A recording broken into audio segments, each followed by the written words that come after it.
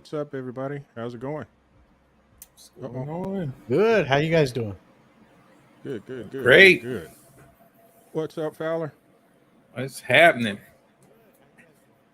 Good, good, good. I'm getting some sort of weird feedback. Are y'all getting that? No, but No, I hear you. Do you have like something on in the background? Are you doing like what they do like with Biden and Trump that they have like a uh one of their tabs open and the sound's coming from somewhere and they don't know where it's coming from? You seen those memes? I I got probably have. 25 tabs open in Google, but I there's music coming from somewhere and I don't know where it's coming from.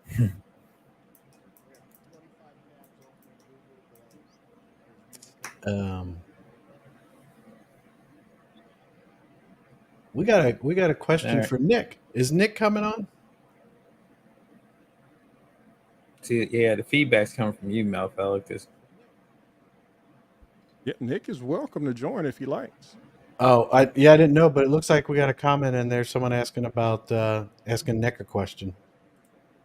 Maybe they thought in case he does come, we can ask him, or I can send that off to him if you want me to. If you want to Sure, let me know, I'll copy that and send it to Nick and see if he'll give me an answer. sure, sure, sure. Yeah, I hear a whole conversation going on. yeah, it's coming from Malfella because you don't hear it when he mutes. That is weird. Okay, give me 1 second. I'm going to check something.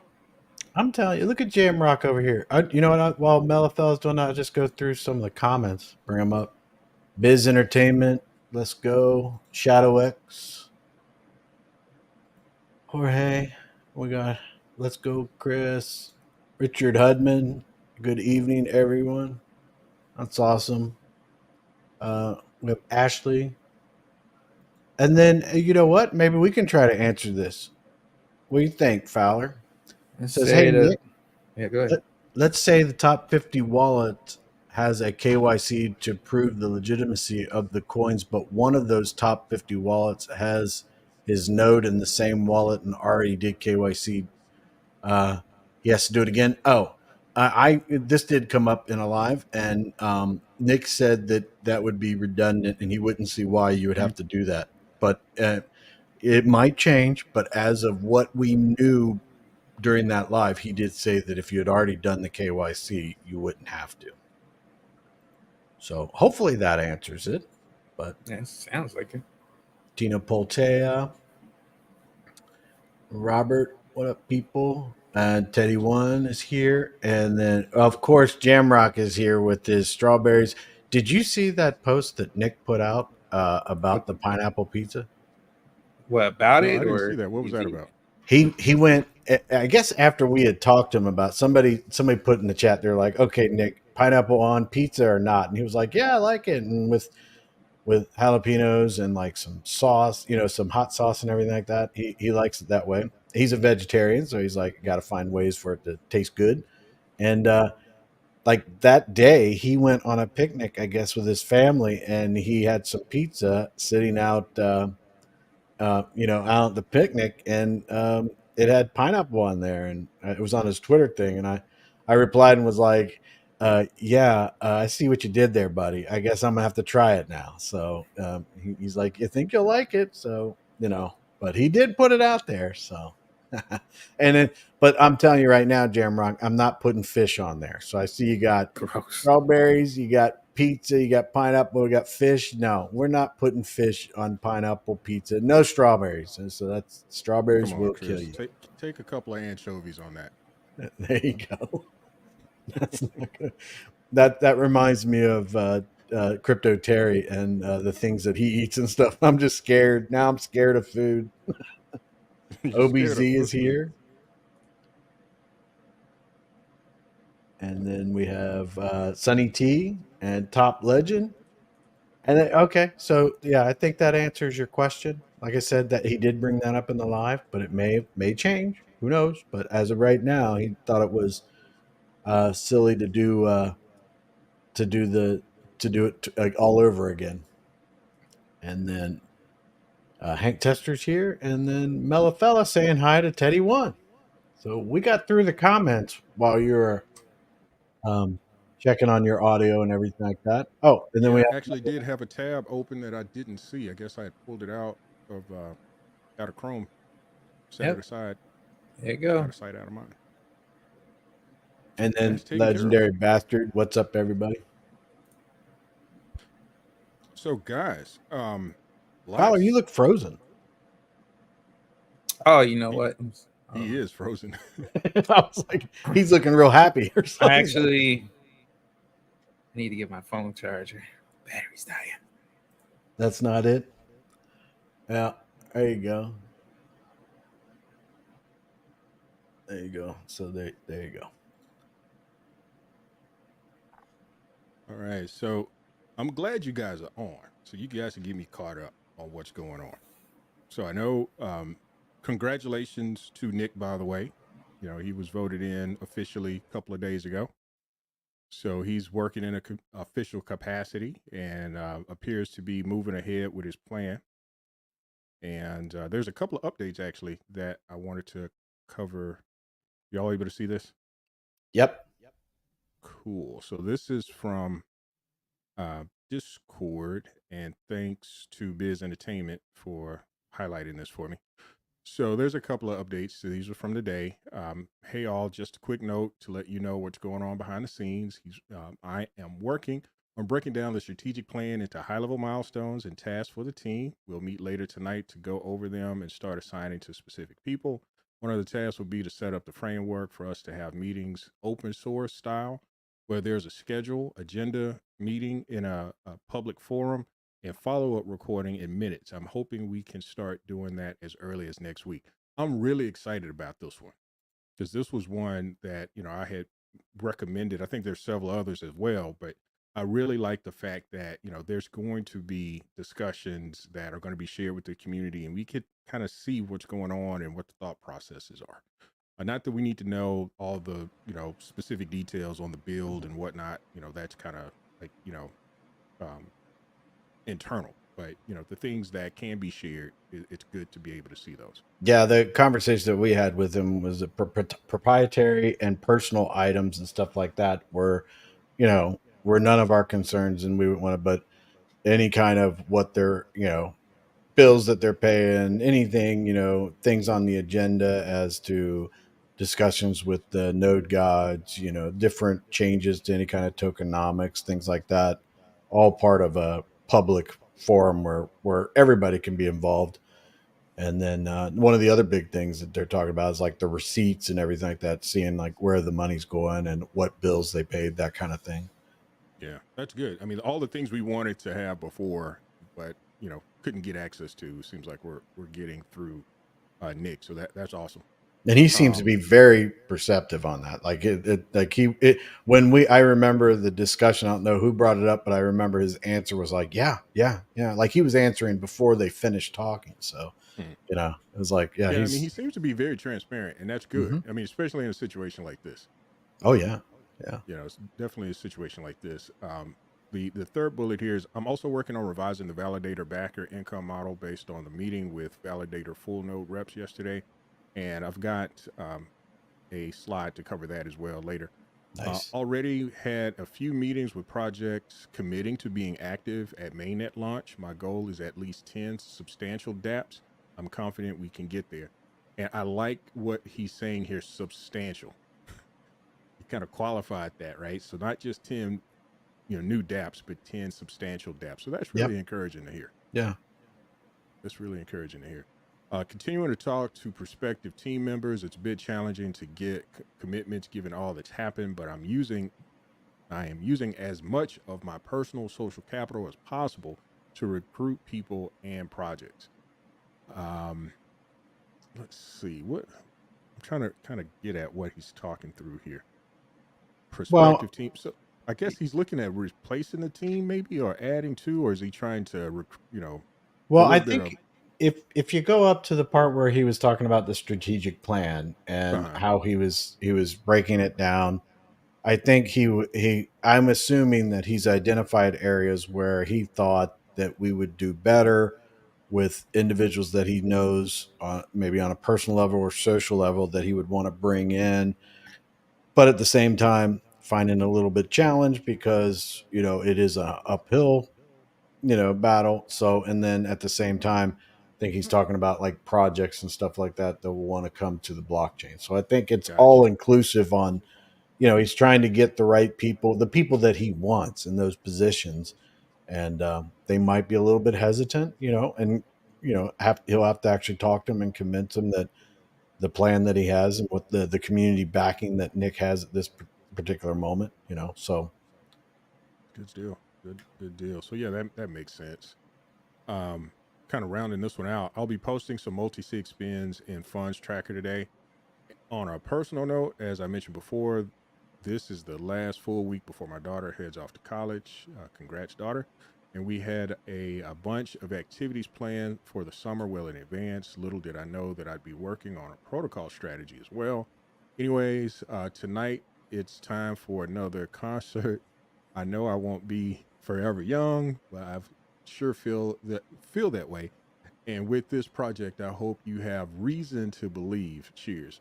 So yeah, it's a pretty cool message. I wonder who he's Good going to update. see. Yeah, I wonder, Yeah. right? Just throwing some hints there. Throwing some hints there. Duran. It sounds like. Yep. So he had another post, and this is what it was in response to a comment from Deadpool 90, and his question to Nick was, Am I understanding correctly that in your plan you are recruiting a new team and completely replacing it with the old team, or am I misunderstanding? So I think this is kind of going back to the previous bullet that we covered before. But I'll go ahead and read Nick's response, because this is my first time seeing this actually. In order to execute on the strategic plan, we need several key personnel. If you look at the teams for any protocol, you'll see that there are some very specific roles in functional areas such as engineering, business development, marketing, to name a few. We are capital constrained at the moment, but we are going to build a world-class organization and a world-class blockchain. We need exceptional and experienced people. I am going to find them, talk to them, and incentivize them to come on board. We also need to make sure that people's focus area and accountability on the team are well defined. It's a process, and I have initiated that process to expand the team slowly. So yeah, I mean that's a good message. That's a good message. I can understand where he's going with that. And definitely we are capital constrained. What's up, Fowler? You know what? Like, it's kind of cool that he says that, because he's being realistic and blunt with you all at the same time. He's like, look, we ain't got no money. I'm just giving you the translation. We ain't got no money. Right. All right. And I gotta find you I gotta use my social capital to find people who will pretty much take let's call it a charity move at this point. I'm doing charity work. Who want to do some charity work and take a shot at making something literally like Kryptonian says, a poop sandwich. I'm gonna keep it PG. A poop sandwich, right? You're gonna take a poop sandwich and turn it into gold. Right. All right. Like, I mean, I think it's possible. I mean, he knows, he's been here forever, man. He knows a lot of people. So my thing is, like, I'm working on Guys to Gaming with no budget. Like, I'm constrained too. So if I'm able to do things that I'm doing right now, I know he can find some people. I know he's going to find some people, and that's great. See, that's the benefit of having someone like Nick. Right. You know, Nick has a rep. Nick knows people. You know, I don't think we were getting. Acumen. I mean, that's what I'm seeing out of this. Just straight up understanding of how business operates. Yeah, I don't see Matt Damon or Elon Musk coming down and saving us from our marketing and engineering woes. But I mean, for the most part, though, I feel like Nick can pull some really confident people who could, get the job done, who's willing to do it on a low budget and make something, turn something into something, Yeah, I mean, this is going to be one of those grinded out situations, right? Yeah. Yeah, and then on top of that, he doesn't necessarily always have to. You don't necessarily have to pay everybody. You don't have to just pay, right? I mean, he's already. If you looked at the prospectus he made during the voting, right? You know, he put out a little, you know, his plan pretty much. You know, he said if you look deep in there, if you were paying attention, it was saying something like, you know, he wanted to do some things where pretty much he would be paying team members with incentives, basically. Yes. And you know, so there's possibility that he may not have. I mean, might have to give up something, but he doesn't necessarily. We don't necessarily need to have a chest full of money and gold in order to get some stuff done. I think, and that's the best thing about having Nick, right? Like Nick has worked with enough people. I'm pretty sure he knows how to make deals, Yeah. right? And he And seems very resourceful as yeah, well. so I feel like we're gonna be all right. I've always said we're gonna be all right. It's just, you know, we have to hold our end of the deal, and the community has to, you know, really be behind it, understand what's going on, and being realistic with your expectations. We do those things, we should be okay. Because I think the guy that we put in charge can get this job done. And just by the way you see him talking, I mean, come on. I mean, he's laid it out there. He's talking to people. I mean, he goes in chat, main chat, and talks to you. I mean, not to me. I mean, the last team would talk to you, but they wasn't talking about nothing, right? Like they'll come in main chat and say, "Hey, how you doing today? You know, I had dinner too. Oh, I like pizza, pineapples and pizza too." But then you wouldn't get anything else beyond the pineapples and pizza. Like Right. like Chris is saying, you know, Nick's posting pineapples and pizza, but at the same time, we've had a vote, we got a plan, you know, we got a whole bunch of stuff behind that pizza and pineapples. Okay, so I'm excited. Hope you guys are too.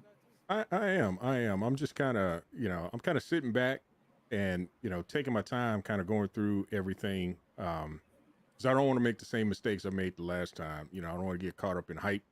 Right. So, I do like what I'm seeing and the approach that Nick is taking. And we stand corrected. It's not, it's Rod Stewart. Mm. You said, I think I think I didn't Fowler, think it you was said Duran Duran. Duran. I mean, I threw out that era, but I was just like, I didn't think it was Duran Duran. Right. Yeah, you know, when I saw Right. the It was Rod, 80s for sure. well, when I saw the Rod Stewart, I was like, obviously. I don't know what I was thinking too. I was like, yeah. You could have said anybody. I'd be like, yeah, okay, yeah. But when I saw Rod Stewart, I was like, yeah, duh. Yeah. Yeah, Makes sense. OBZ's got a question for you, Fowler, and that is, do you think gaming space will rebound after everyone gets done being distracted by AI? I think honestly, this is what I've been thinking. I've been thinking this for a few days now, actually. I think all this news about gamers going to the dumps and all that stuff, I think they're just trying to shake these paper hand projects, like these cash grab projects. They're trying to scare them off so they could be like, oh, you know what? Maybe we should just switch to AI. Because that's what they do. There's a lot of projects that do that.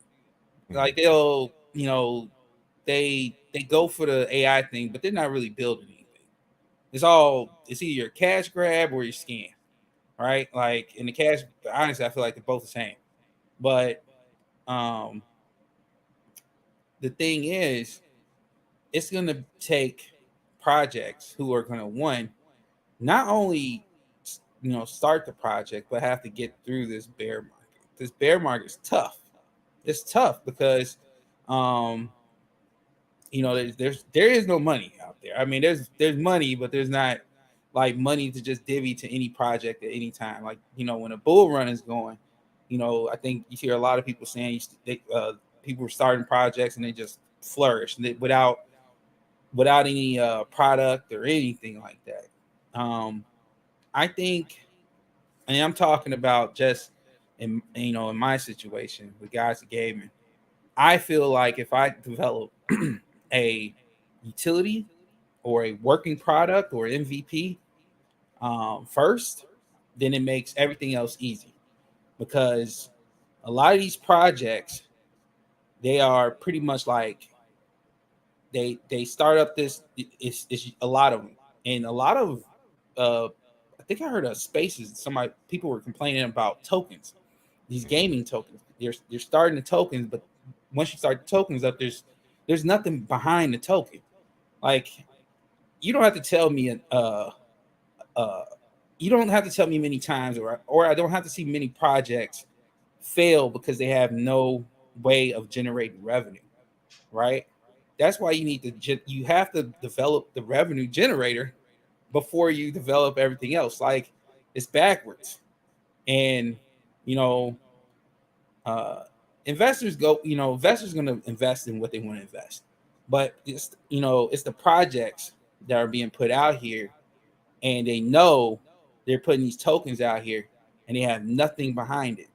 And what happens is when you don't have anything behind it, and everybody keeps wondering why the chart keeps dipping. The chart is dipping because people are selling, and there's no way to keep that liquidity up beyond taxes. And eventually, even taxes dry up.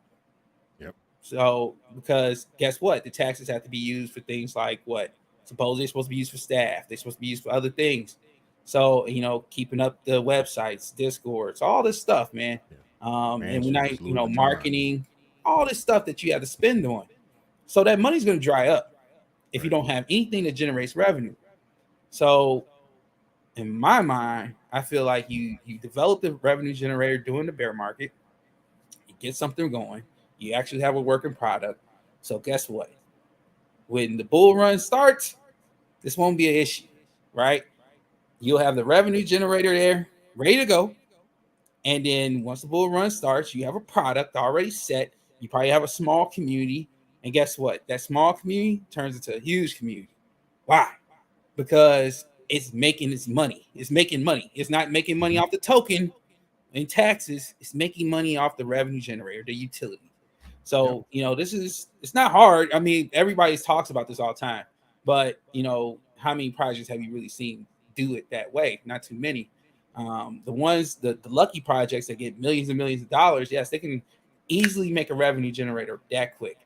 But it's during a bear market right now, yeah, it's tough. It's tough because you got to stay motivated. You got to keep your community motivated, and then you have to figure out a plan where it doesn't look like your project is dying. To me, having a token up there with no way of generating revenue, you're just watching your project die on a chart. I don't think that you have to do it like that. You can do it with NFTs and still, and then the token, which the token should for a game, should be something that's used as currency, not necessarily a trading token for people to buy and sell with and trying to pretty much up and down the chart. Like that's not what the gaming aspect of crypto, I thought. That's not what it's for. You're Right? talking Like about DeFi, like I thought, in game, like if I want to buy a new, yeah, if I'm playing a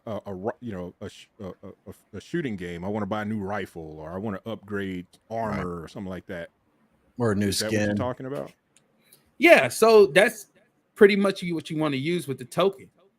Like you want to use the token to purchase things on your ecosystem, your platform. Gotcha. If you have an NFT marketplace, you should want your NFTs to be minted utilizing your token. I mean, you want other currencies as well, but to have your own token, that would be great as well. Maybe you can find some way of incentivizing that usage of your token. And I don't know, man. It's definitely people got it backwards out here.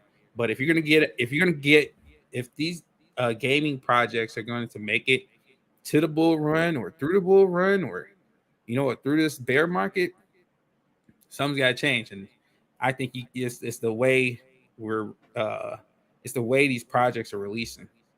You have to have somewhat of a revenue generator first, or it's not going to work. Yeah, OBZ agrees with you. He said, especially when it takes most games like 3 to 5 years to make something usable. But we also got a follow up from Rob S.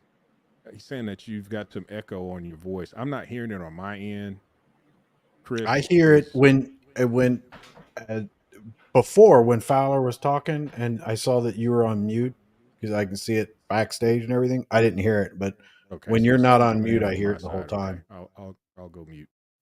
I don't know if it's something that Fowler, if you want to talk while Melifella's on mute, and then the audience can tell us if that's it. But that's where I saw it. Are you muted, Melon? I'm Yeah, not and I muted hear now. I just turned my mic gain down. Can you hear? I can Keep hear you, talking. but I just a minute ago I heard a massive amount of static. Is there static still? Nope, sounds Okay. normal. All right. So yeah, I don't know. We're gonna get through this audio problem at some point, but Yeah. yeah, man, that's like Obe said, man. He said 3 to 5 years. That's games, right? Like, Yeah. you can't fault game development for being 3 to 5 years. It's honestly, that's just really how long as it takes. I mean, you have to have some AAA game title budget to be able to produce a game within 1 to 2 years, right? Like, or it's according to the size that you built of the game.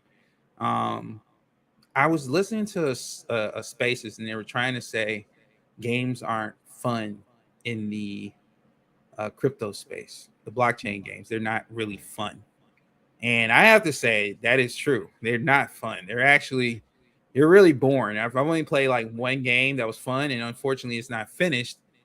So I did want to play more, but it's only so much available. But again, that's game development. So does it take years to make a fun game? No, just it takes some good um, development. It takes some great minds coming together to think of a game. Like me and Chris, I'm sure can come up with a game like behind the scenes, easy from point A to point Z. Why? Because we play games. We play games. We enjoy games. We've played so many games that in through the years that we literally know what to look for, what we look for in a fun game. Yeah. I think a lot of these game developers, they don't know what fun is. They're just making a game. They're just making a game. Yeah. There's a lot of game developers that don't necessarily they play games, but they don't play games. It's not their passion. Well, they basically repackage it already established games, and it's like, dude, I've seen this a million times. I mean, it's Yeah. just they're just repackaging and slapping it on there and sending it out. When you have like, I don't think people realize, like, take Blizzard for instance. You got Diablo, you have World of Warcraft, you have StarCraft, all those. They're like their expansions are almost like new games. They're not completely new games from the ground up, and they take at least 2 to 3 years before those expansions come out. And you're talking major, huge corporations that have all the developers and all the stuff available to them. So 5 years for kind of a startup, that seems very aggressive to me. So, and then the constant changes that they'd have to make along the way on the 5 years to bring something genuine and good to the market. Yeah. So that to me, any kind of a blockchain type game that's out there, we're still several years away, and it would be really nice to have some type of precursor to that game, whether it be NFTs, whether it be something like that, that people could get involved and be like, man, I love this NFT here. This is great. I can't wait till this NFT character or whatever I see here is a part of the game that's going to be coming out, or you know what I'm saying? That kind of Yeah, thing. but Kind of it sounds like what Cosmic Force is doing.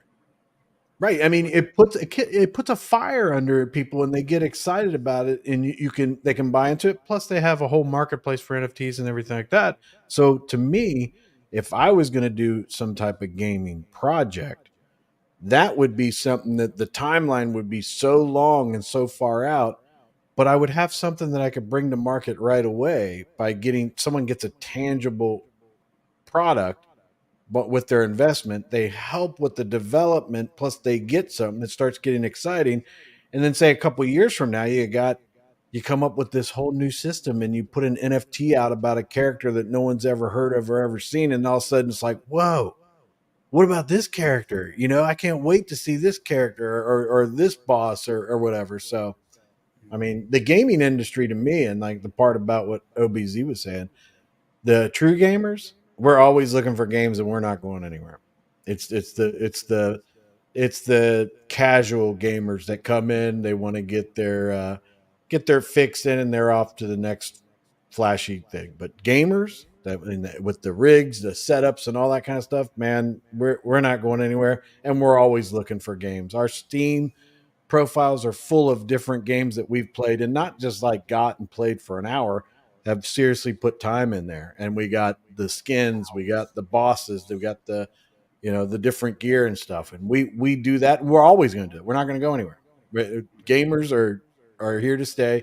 We look for a good game, even if it's something that's not that popular. We play it, we enjoy it. I mean, I remember when it was like, you play World of Warcraft, really? Nobody plays that anymore. I'm like, well, I still do, and I still see other people. And then there's other times it's like, man, I can't believe you've been playing World of Warcraft. It's like, man, I've been here through it all, man. When it was popular and when it was unpopular. So, and people are like that. Call of Duty, people are still going to play Call of Duty. Yeah. Fortnite, people are still going to play that. You just put it out there. So, guys of gaming, it's you reviving that, right, Fowler? Oh yeah, we're rocking and rolling. You just see the updates? No, Yeah. man, I am so far behind on. Oh man, you need to go. You need to go right in that Discord, and you can stream it. You can actually just go ahead and it's that good. It's going to be under the Guys of Gaming. Well, not the Guys of Gaming. You don't have to go to Guys. It's in the announcements, but you can check it out there. It's some. Yeah, I've been releasing some stuff. I'll pull it up.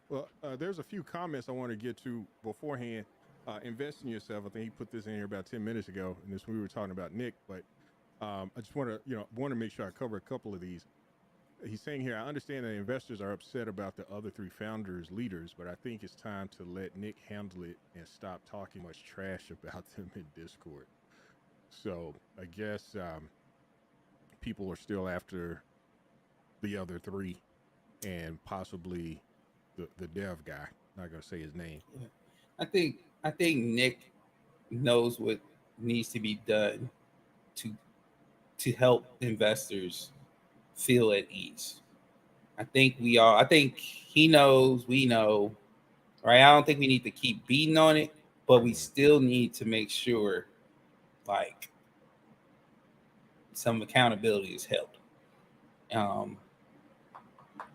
I'm pretty sure Nick knows that needs to be done. He knows we can't get past this part of getting it, gluing the community back together, moving forward and stuff like that. He knows that we have to fix that portion of the problem, and I think he'll do it.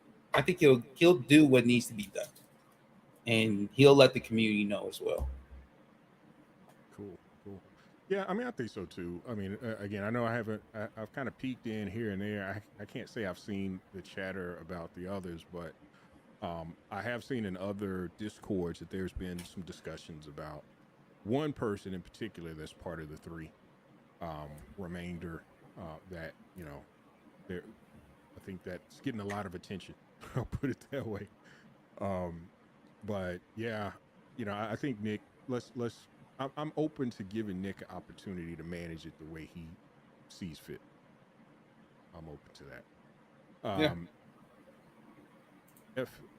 I want to keep saying Florida finest, but FLA finest Vol.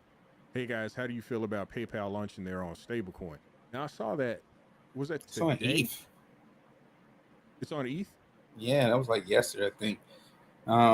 That's expensive. Yeah, it's on ETH. Like, That's a bit expensive.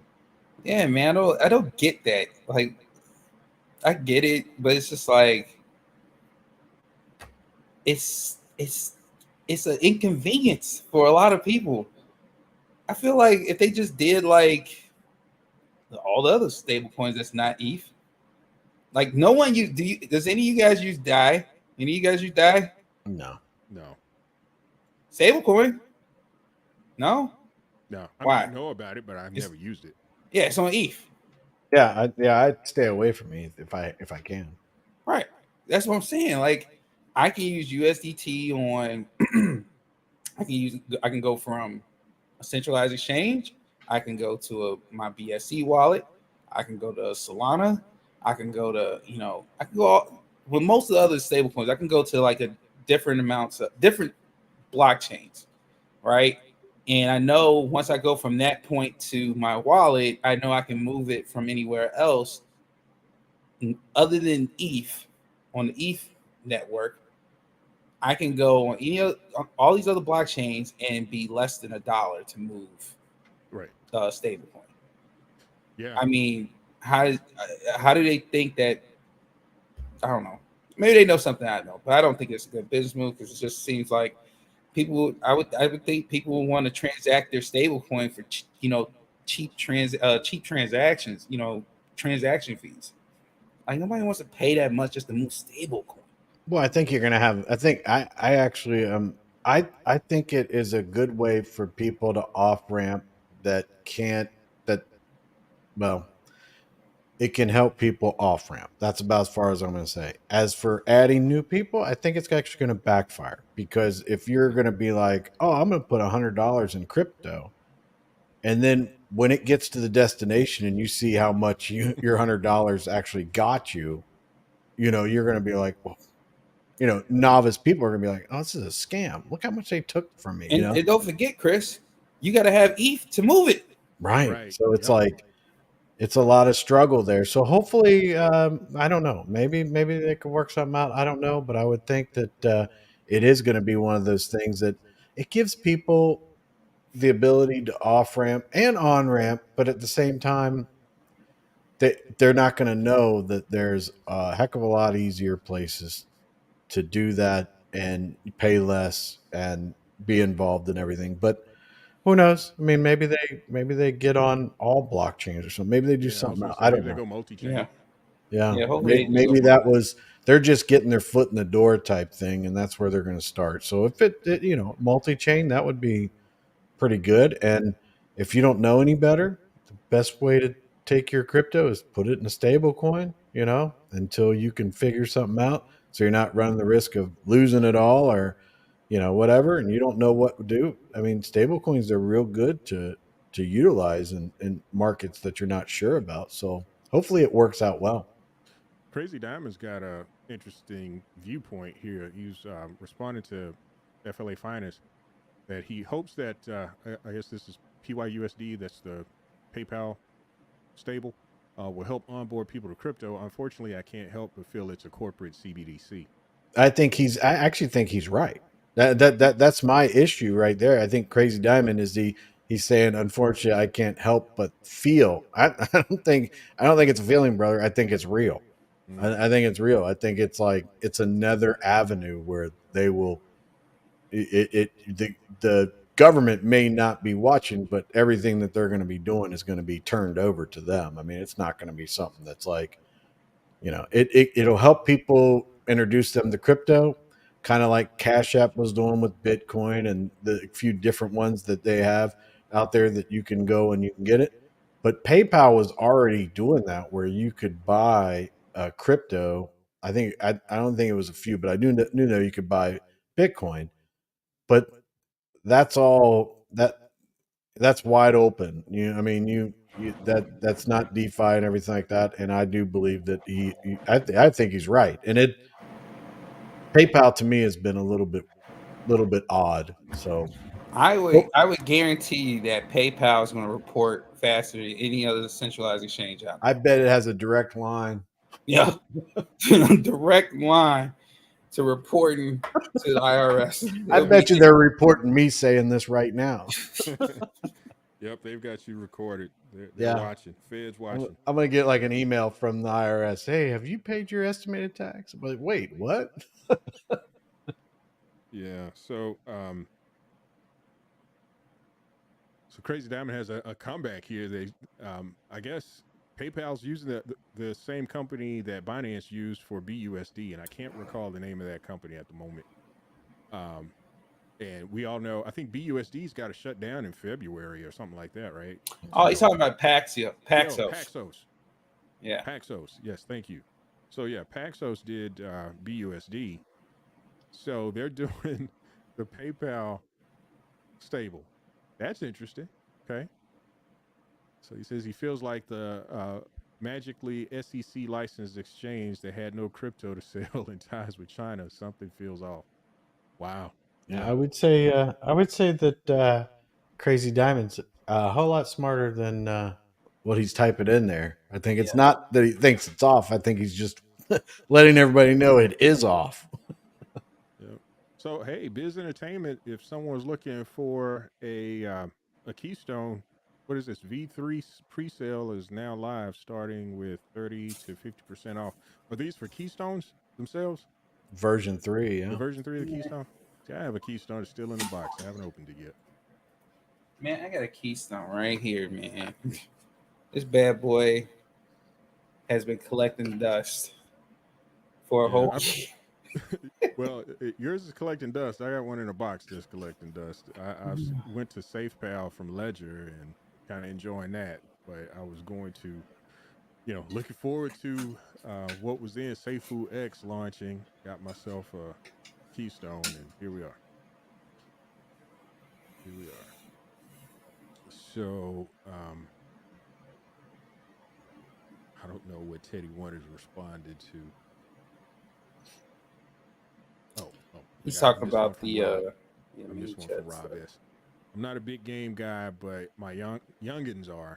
They are not in crypto like that, but they like the concept. They've tried some Web3 games, and they'll tell me they're just so boring, no fun. Listen, I can tell you, it's crazy, man.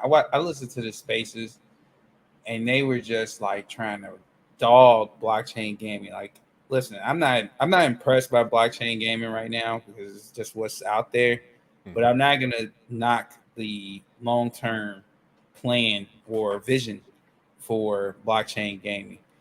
If imagine, just imagine, if we could fix blockchain gaming uh, for all these these newer generations that are of human beings that are coming on this earth, and they didn't have to uh, experience playing video games and putting in money or their parents' money or their money, and didn't have to experience cash shops on a centralized platform. So all the money that they're buying, the swords, the gear, the outfits, the dances, the loot, the expansions, uh, on and on. There's a whole bunch of things that are monetized in the video game. And imagine all that stuff that you've been buying. You can take off that platform, that game, and go to another game or another game that supports the things that you're putting in, right? Even if even if the game didn't give you like the compatibility to use your gear and emotes and the characters and everything else that you have on NFTs, even if you didn't have the ability to use those in the game as like actually in the game, but what if they provided player housing in a game and you could like just put your NFTs up on display and house, in the game, in a blockchain game. If younger generations got to experience that and that's all they knew, they would be better for it. Why? Because they would be able to take the things that they've earned and accumulated over time, and they can send it to a marketplace. They could sell that stuff. So you never know what the price valuation of these digital goods are going to be. We don't know. We don't know what the use case of how far use case of NFTs is going to go. But I can tell you one thing from what I've seen, some of the things I've seen, I'm just talking about on my personal, right? Like Mm-hmm. with my art, right? My NFT, my art that I'm trying to turn into NFTs, right? I'm able to put this stuff in an art gallery, right? This art gallery was able to give me like 44 something slots to put art up. Well, anything, honestly, it could have been just any NFT. It doesn't matter. Like I could have put my Cosmic Force stuff up there on display, and people who came in could see my OG outfit for Cosmic Force, right? Right. They would be able to see that. Anybody who had my link from my social media, right? They could have just went in there and be like, "Man, check it out. He's got this. What's this? What's this Cosmic Force thing? Let me check this out." Right? They could go check it out. What's Cosmic Force? Just off of that, right? me seeing that stuff just gives me a world of ideas of what can be done. Because me, just like Chris is an MMO player, right? World of Warcraft is his. I play Star Wars Galaxies. I play all types of MMOs where you're interacting with people every day that you're playing this game. You don't know them, but you may end up interacting with some way, somehow. Mm-hmm. Whether you're a crafter or something, you're crafting items, right? If you craft an item, imagine crafting an item. You're a weaponsmith. You make swords. Everybody knows that you're able to make this sword. Some people might not even be able to make this sword. Some games don't make it where everybody can do the same thing. So if you ended up being the swordsmith, you were able to make these crazy swords that people want to buy, and you were able to NFT mint those things, and you were able to charge BNB or Solana or whatever currency you fancy. Listen, man, you can make. That's the difference. That's the difference. That game, the game company, the traditional games in the past did not want you to do.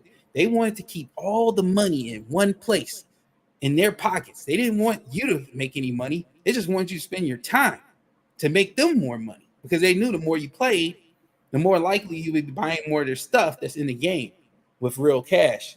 And I'm telling you right now, man, like the future is open for blockchain game. It's the biggest thing. People don't sleep or don't listen to people saying that blockchain game is dead, because that is, you would be a fool to think blockchain game is dead. Okay. So yeah, I've got your Discord up, and I see that you did post a message earlier today. So is this the video that you're referring to? No. So scroll up. No. Yeah, scroll up. That video is the old one. That now click on that so that you can see them.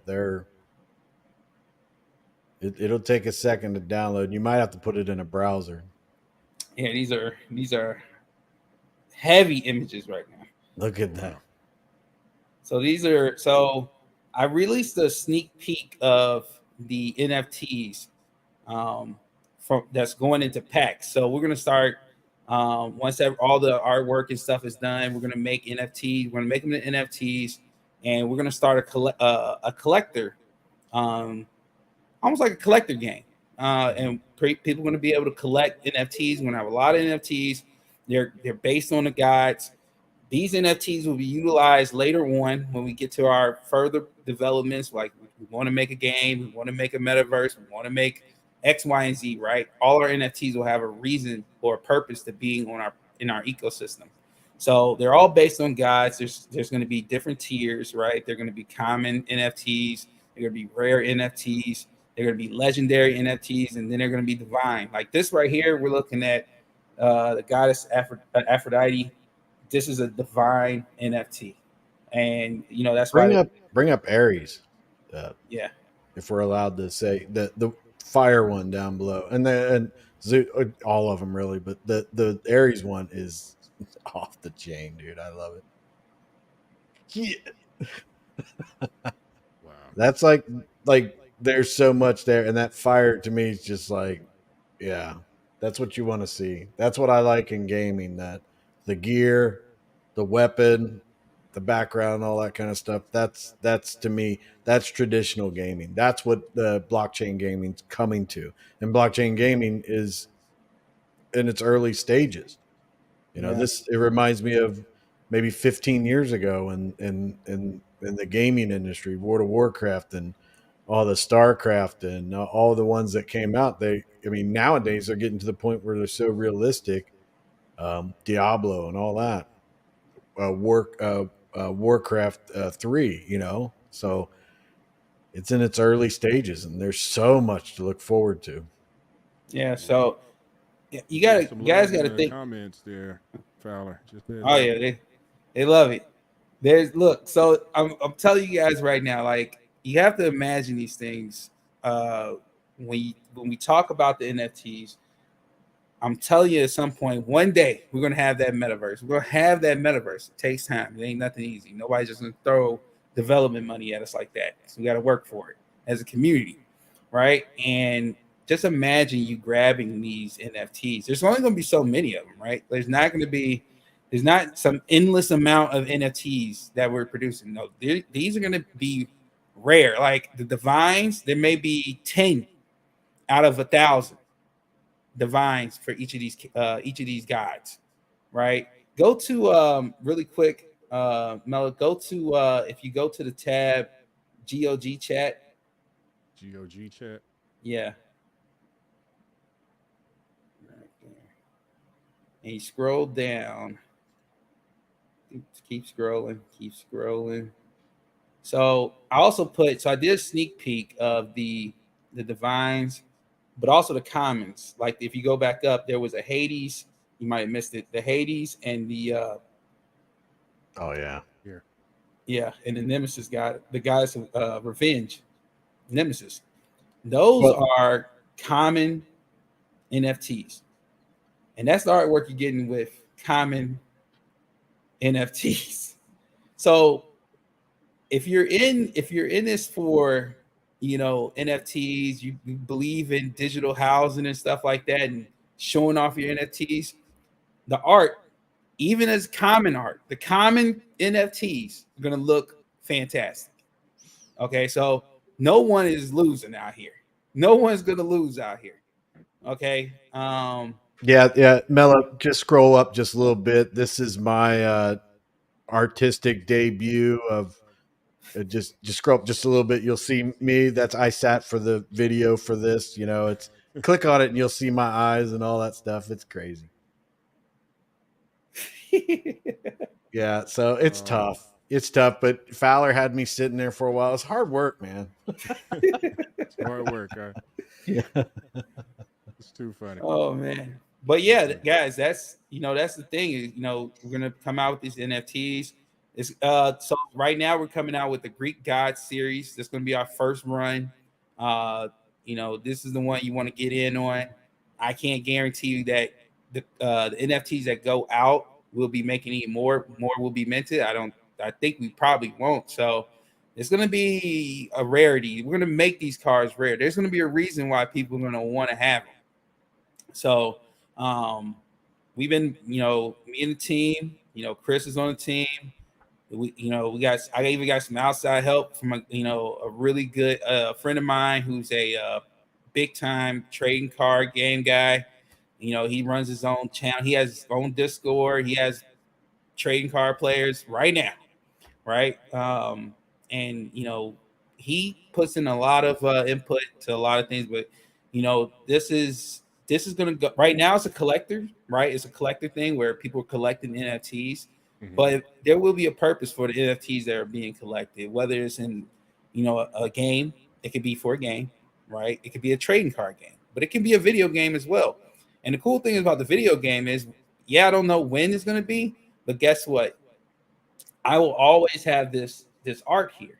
I'll always have this database. And the thing is, when I develop a game, when that day comes, I can take all these NFTs that we've been developing and is out in different investors' hands, and all I have to do is punch up a couple pieces of metadata from those NFTs, and it's gonna pull. It's gonna pull that information. So it's gonna know who has those NFTs. And when you go plug into the game, guess what? Fowler went and took those NFTs and turned them into actual characters and skins. And all you had to do was plug them in. So you would always have that ability to see that character potentially in a video game. So guys, you got to think about it. We haven't made them official yet. Don't official date when they're launching and stuff. Don't have a clue yet. But guess what? When they do drop, grab them because these are going to be limited, but they're going to be very affordable. So definitely get ready. Awesome. I mean, that's great work, Fowler. Great work. Yeah, and Top quality. I can just say that Thank you.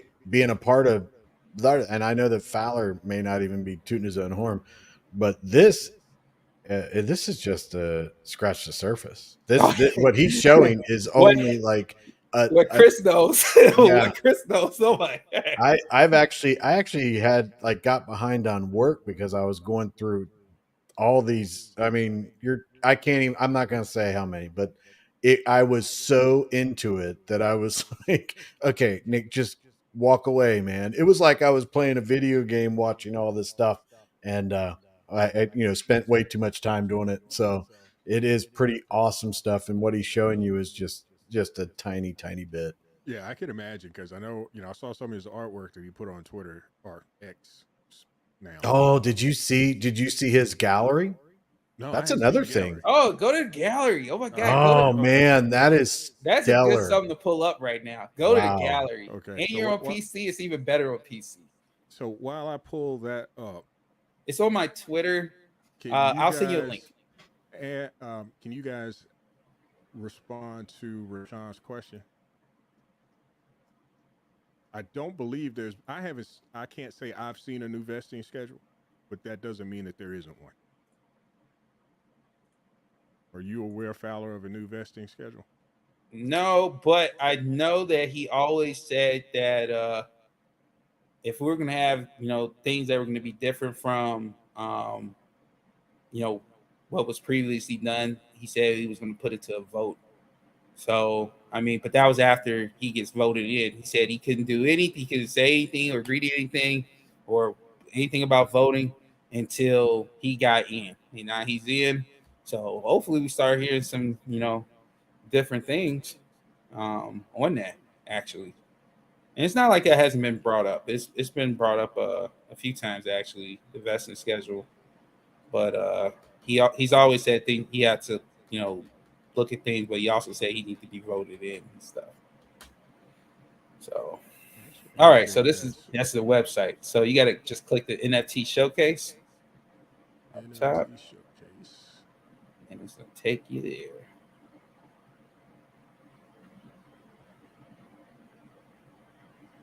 Oh wow! So this is kind of like a virtual tour kind of thing. Mm-hmm. Nice. This is cool.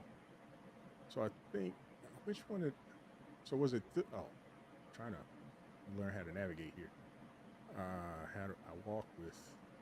I think you walk with your was that the AWSD? Yeah, I was trying to use my mouse. Man, this is cool. So I think this is the one that I saw. I'm so used to using my mouse. I think this is you had posted this one on X previously, right? This looks familiar. Yeah, that one caught my attention. So yeah, this is cool. This is cool, man. You gotta hold I think it's you hold the right mouse clicker and you can yes. I know the mouse clicker is kind of funky. I don't know. Yeah. My mouse is hypersensitive. Oh, you know what you could do? If you click the little dots next to the pink face dude. The little dots next to the pink face dude. Yeah, hit it. You gotta hit escape. I think it's escape. Yeah, there you go. Okay. And then the dots, next to the pink avatar guy. Yeah, I have that StreamYard message that's in the way, so I'm trying to. And you can hit guided tour. Check that out. Boom. Cool. Look at that. It's nice.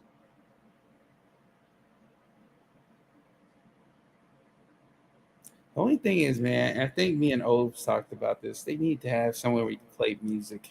Like they have music playing. I was gonna say this is missing some backing tracks. Oh, it's not moving. Oh, there it goes. I was expecting music. Yeah, no, that's the only thing it's missing. Well, I mean, when you're in an art gallery, it's very quiet, So I mean, that's true.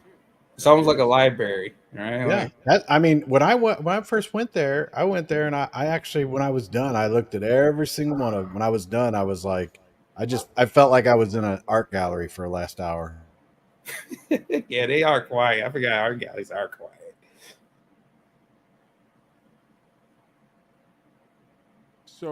So Fowler, are these okay? So this is art, but this is like art NFTs, right?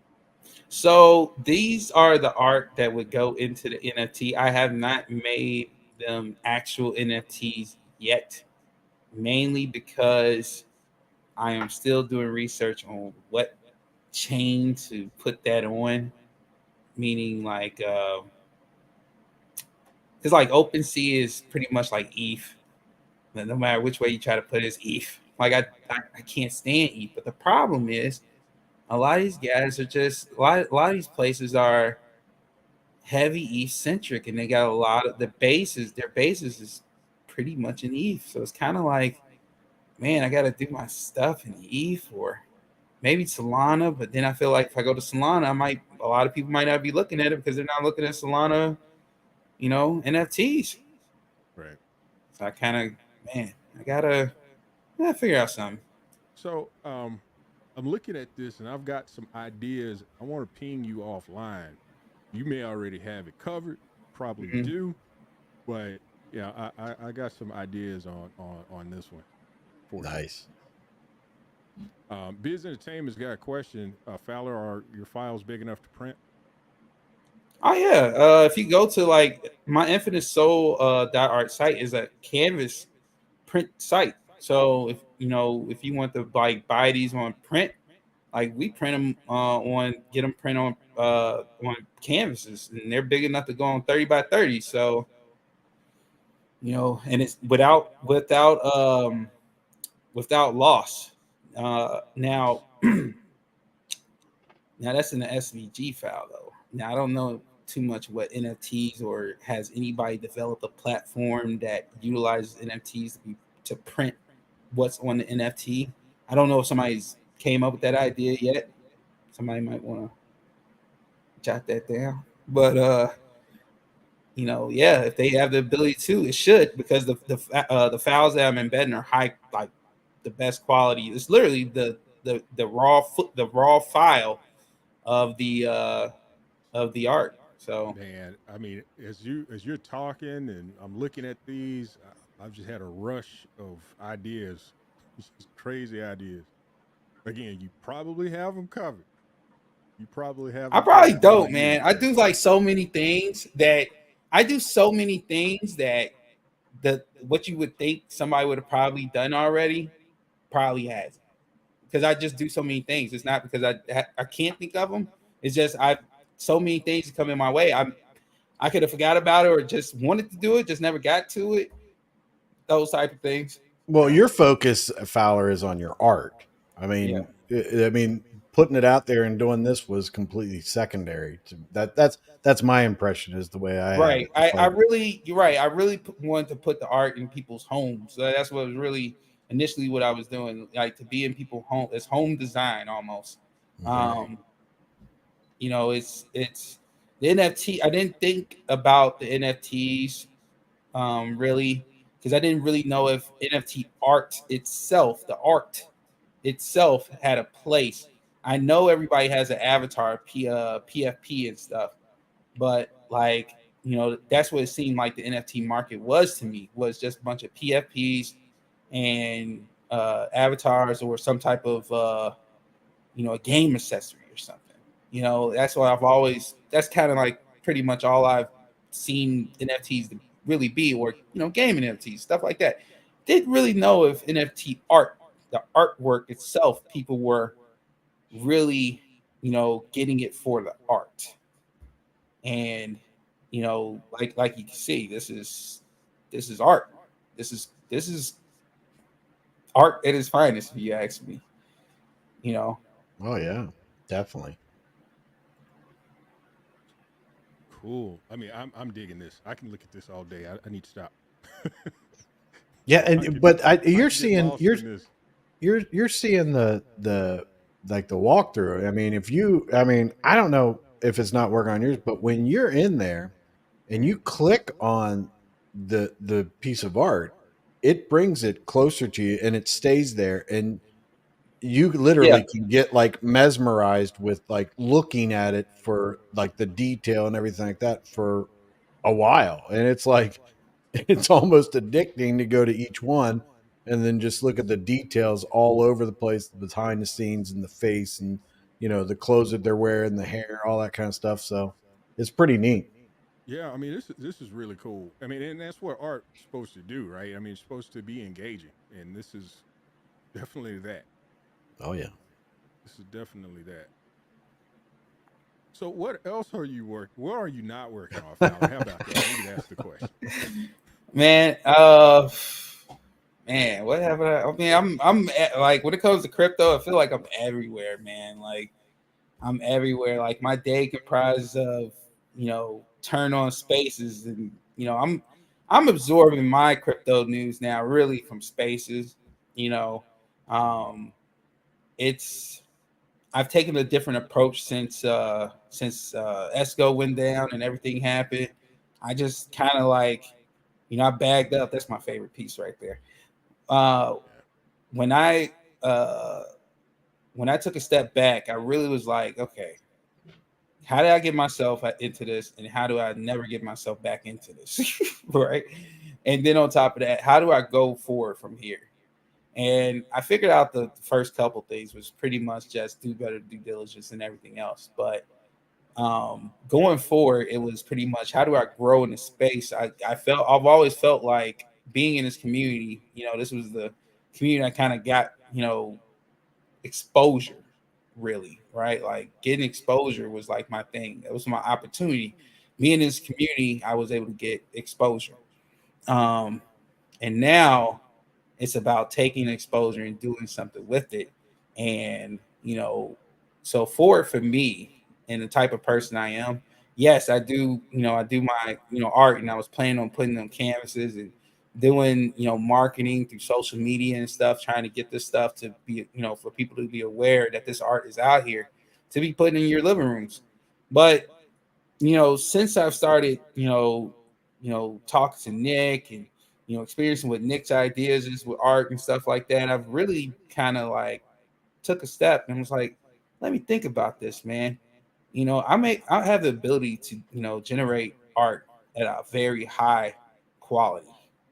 And, you know, if the digital world is the way forward, and that's, it gives all signs that, digital ownership is the way, then why not put all my efforts in marketing NFTs and not actual physical goods? Because this is my realm.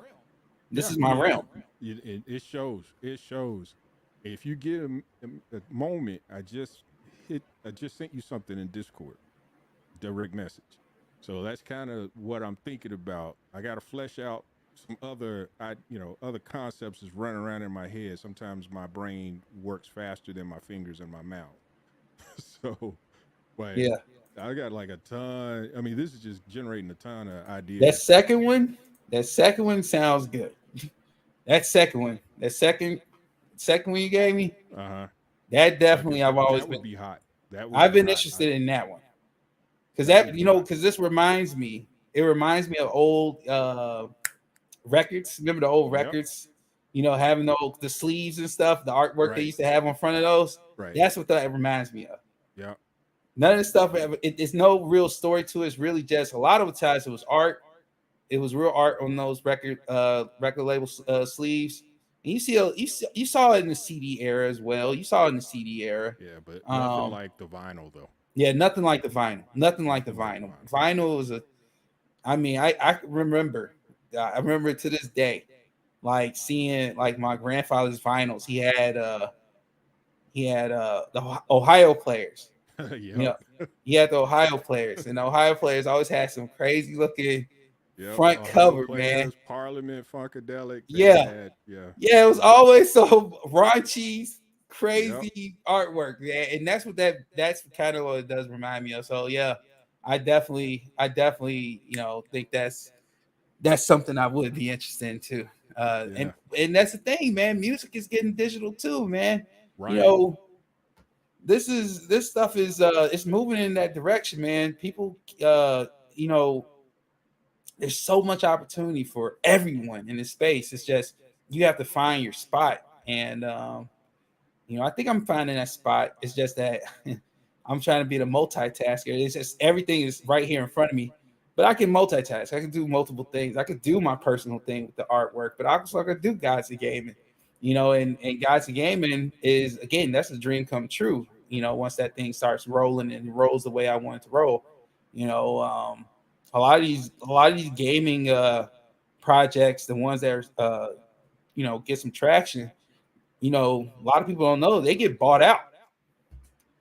they usually get bought out. People they're like, yeah, this is something else now, and it's a totally different team. I don't plan on letting that happen. I'm not gonna sell off anything. Like I might sell pieces to get the backing and the capital to do bigger things within the Gods of Gaming, but no one's ever gonna take Gods of Gaming from me because the vision I have for Gods of Gaming. I don't think any VC or any type of big time publishing company or gaming developer is going to want to do the things that I Oh want, wow. the way I want to do them. So Yeah, I got distracted by OBZ's comment. He's getting at me again. He got at me last show also, but there was a comment that I had up, and someone was asking a question. I'm not, hopefully I'm not getting his name. I'm not butchering the name, but there was a question if you were familiar with, is it Kintsugi art? I think I recall. Oh, from Summertime, Stevie's Summertime Breezy. Yeah, Yeah, I he can't. explains it too, and very, very interesting. Kintsugi, is that how you pronounce that? Maybe is Yeah, this you the? got me. I would hate to pronounce it incorrectly and offend Yeah, anybody. and I butchered it bad. I apologize. Fowler, is this something you're familiar with? if you ask me how to say it, I would say Kintsugi. I mean, I'm gonna say Kintsugi because I usually read things the way I see them. Um, Are you until I'm familiar with told that other. style of artwork? The way he describes it, I believe I've seen other people like I think he has a if you go down a little bit further, he has another comment right there. He says the process for kintsugi is to take shattered pottery and piecing it back together using precious metals like gold or Yeah. platinum to make the broken pieces Now more valuable. I've done that with like resin and stuff like that, taking certain things broken apart and putting pieces in certain places and seal them inside resin and turn those on like a lathe or something like that. But that's I don't think that's the same art. But that I mean I've seen similar things like that. But Yeah, he said, and that's how I feel about this blockchain. We are shattered and broken, and now we are piecing it back together to make it more valuable than what it was. yeah, that's very interesting. Well, yeah, very. He says very deep. I know. So yeah, so yeah. No, that's. I mean, if you have to break it down, man, I would say that's a great way of breaking everything down because that's where we are. Because I mean, like I said, like I want this blockchain to work. I really do. Trust me, I would love to have my art on the place that I promote the most. If Yeah. you think about it, right? Like I'm promoting Vulcan blockchain, aka to soon to be, who knows, rebranded.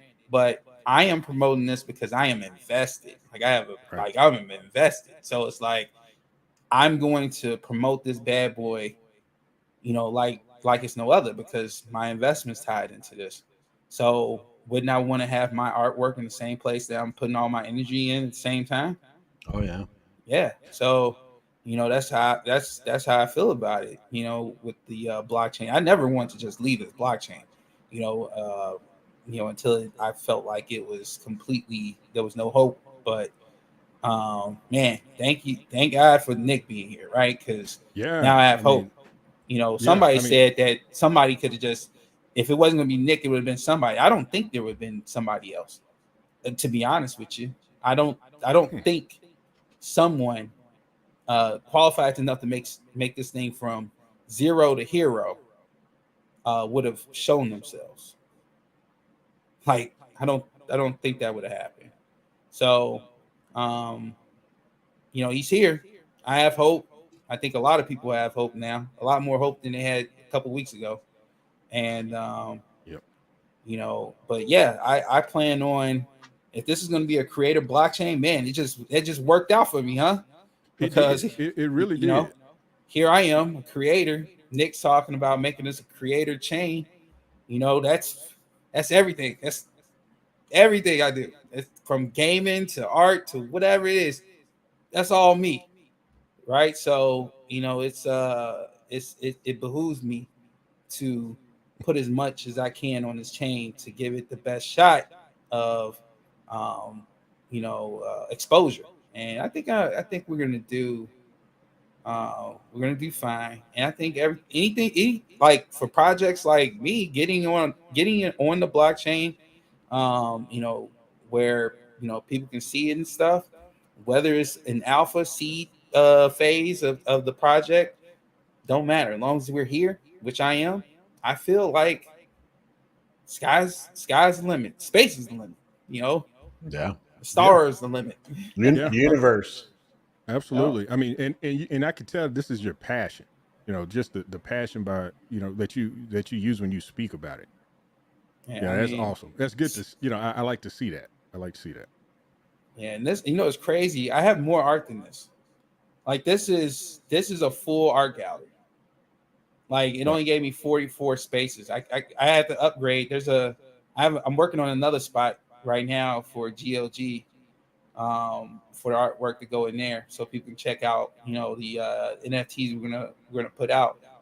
And then after that, I'm making another personal art gallery that's even bigger.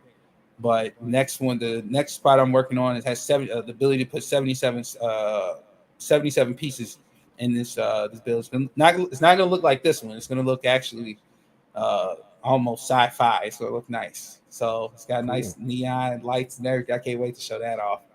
But yeah, it's gonna be nice, man. I got a lot of stuff planned. People are gonna be amazed. They're gonna be like, man, this guy.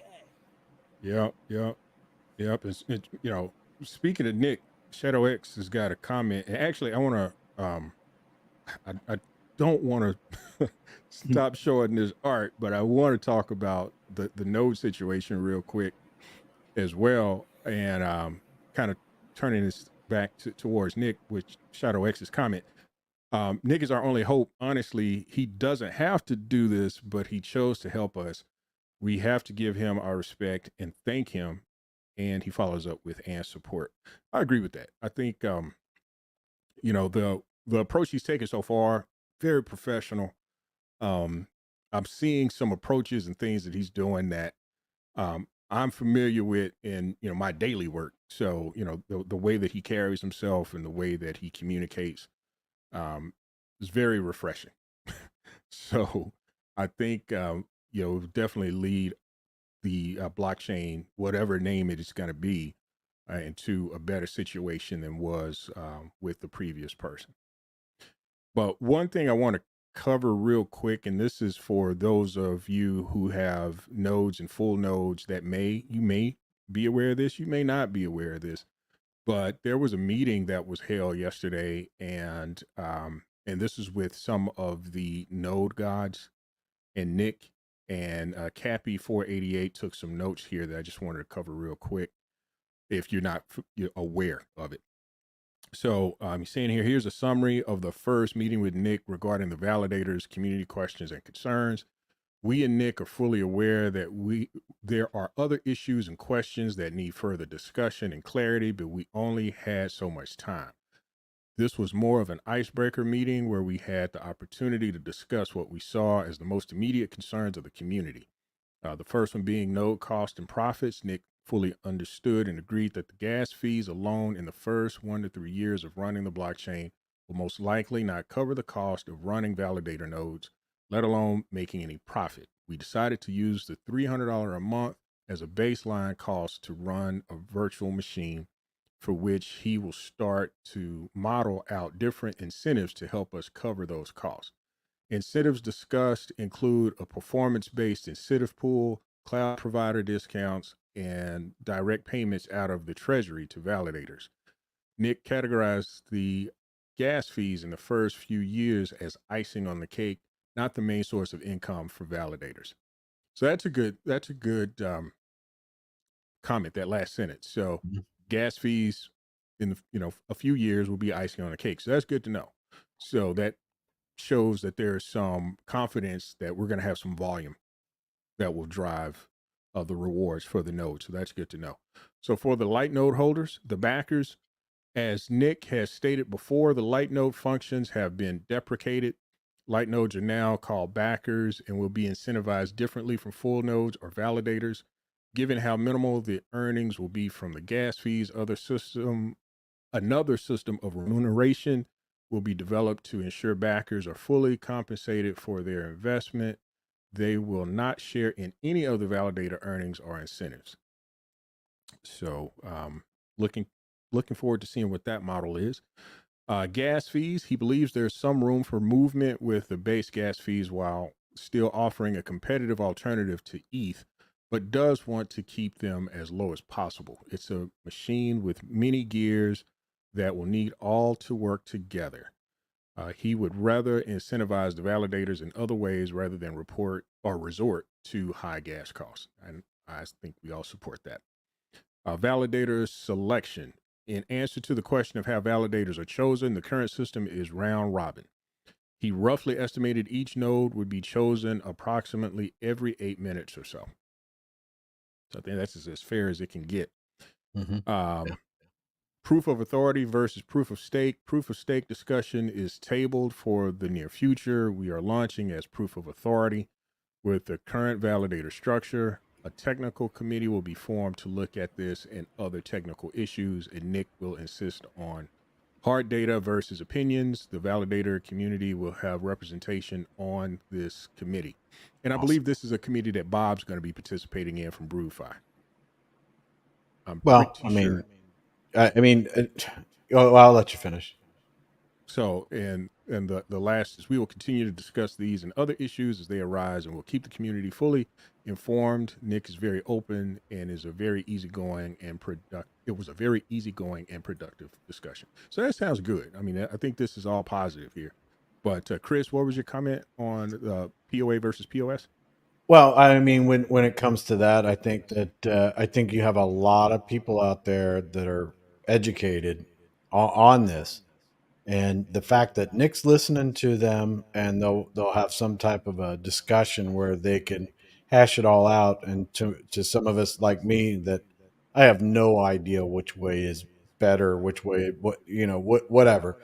But when they do come to some type of decision, and that's what I like about the way Nick's talked about before the vote, and the way that I see it so far after the vote, is Nick doesn't have the answers to everything. He's got a good idea, and he wants to bring good people together to come up with good solutions for the community. And this kind of information right here, we would have never had this kind of stuff where there was actually discussion from other people than the other guy talking about things to make decisions that will affect all of us. Now it's more like, I would expect updates from this from multiple people in the community about different boards or different events or different meetings that they have scheduled with Nick and whatever the team ends up being. I mean, I see this nothing but positive stuff. And this isn't even talking about the part of the community. I mean, part of the sphere that isn't even a part of the community yet, the artists and the people on the other side that we don't even know yet. They're not even involved in some of these things. So this is the good things that are coming up now with our community. And as Nick goes along and the things that he's talking about, adding people from outside of our community, and then they add people. And I just see this as whatever ends up happening, this is going to be something that we're going to be proud of. This isn't like, this is something that you're bringing art, you're bringing creators from all different areas together to be on a blockchain that isn't just going to be for creators and artists and stuff like that, but for other things. But there'll be a heavy focus on this aspect. And it all goes back to people may not agree with this, but Nick talks about wanting to make the world a better place. Well, you have a blockchain that does these types of things, decent, honest things that you can buy into and you can see and you can enjoy. It will make the world a better place. So these ideas it's just helping the blockchain, and these statements, and like what Cappy's saying here is that this is good. This is good stuff. Very good. I mean, yeah. I think what people need to realize and understand, this is a creator chain.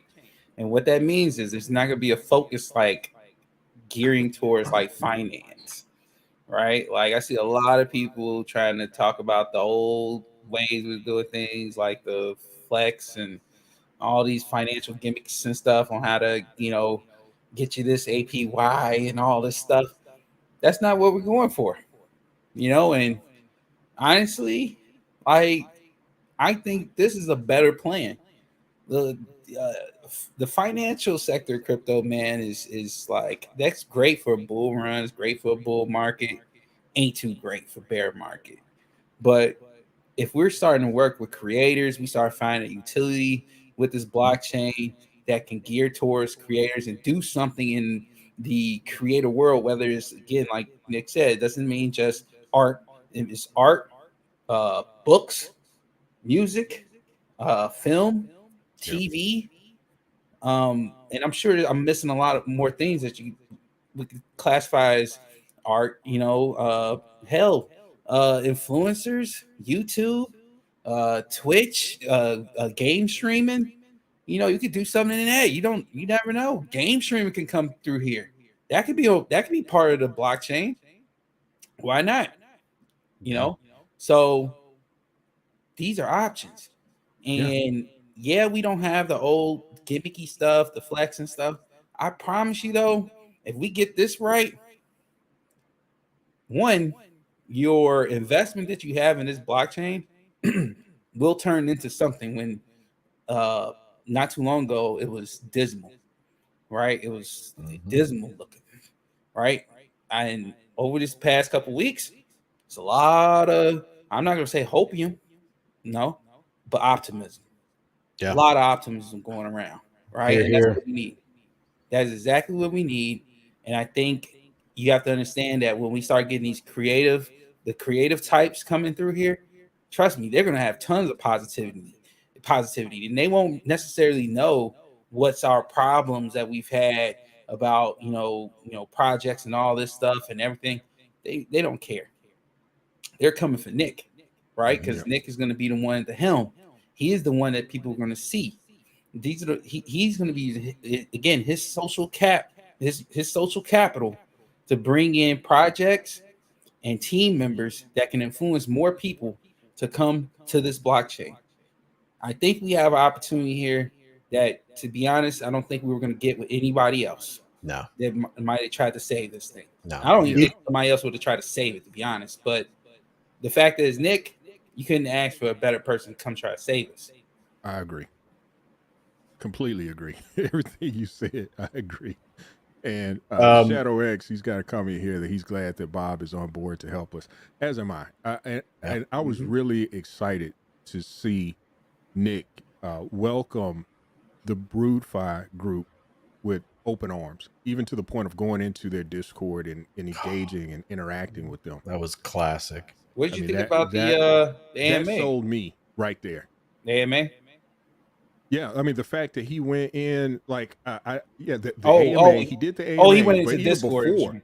Even before the AMA, the fact that, he was open to going into their Discord and having a dialogue, right? He wasn't trying to push them off or say that they were wrong or anything like that. He was looking at having a fact-based conversation to understand what are the opportunities for improvement versus, what is just opinion. And I think that's fair. Well, Mello, let me give you a little bit. I see what you're saying, but let me give you a little behind the scenes on that too, because it might even it was even more impressive to me because I was sitting there and I was talking to a couple of friends, and I see I think I got tagged in something in BroodFi, so I look up, I go in BroodFi, and I'm like, what? Oh my goodness, there's Nick. And at first I didn't notice it, but it was his name, and it was like, you know how the new ones are like green or whatever. Right. But he comes up, and I just go back and I start looking at all the different questions and him answering and stuff like that. So I sent him a message and I said, man, a lot of respect for you going into the BroodFi and everything like that. And he replied and he's like, yeah, I'm trying to answer any of their questions, all that kind of stuff. And he said, some aren't too receptive. And I replied back to him. I said, to be honest with you, you got a bunch of them in there that are kind of rude. I said, you went in there when the rude ones were there. But, and he said, well, I'm not leaving. He said, I'm not leaving. I'm gonna be here for as long as I can to answer as many questions. And then Bob comes in, and Bob's like, "Hey guys, dial it back a little bit. He's here to answer questions and everything like that." And then Nice. it just seemed like his answers were, you had the comments that were like, and he would answer them, and he would be like, if you have if you have a question, I'll answer it, but if you're just going to make a statement, I'll just disregard it.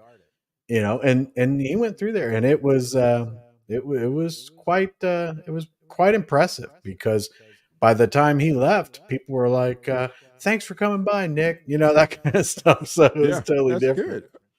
Yeah. That's good. I mean, and like I said, I was really pleased to see how that interaction, Oh yeah, took place. I mean, that was great. spectacular. That was great. And so that I think that's even more signs of better days ahead and hope still for whatever the name of this blockchain will be, which I kind of think he's already got that figured out. Did you skip over Stevie's comment, because that I is, saw yes, that is I posted art, it buddy. here. That's That, art. yep. He would say even wine, bourbon, scotch, or beer is art too. Takes Yes, craft and takes creative minds to create it. Plus, it tastes good. There you go. it is an art. That is for sure. So I think let's get Robert Doucette here. The potential is limited with this project, and with Nick at the helm, oh my God, nothing but goodness and positive things out of his mouth. Can I get an amen? You can.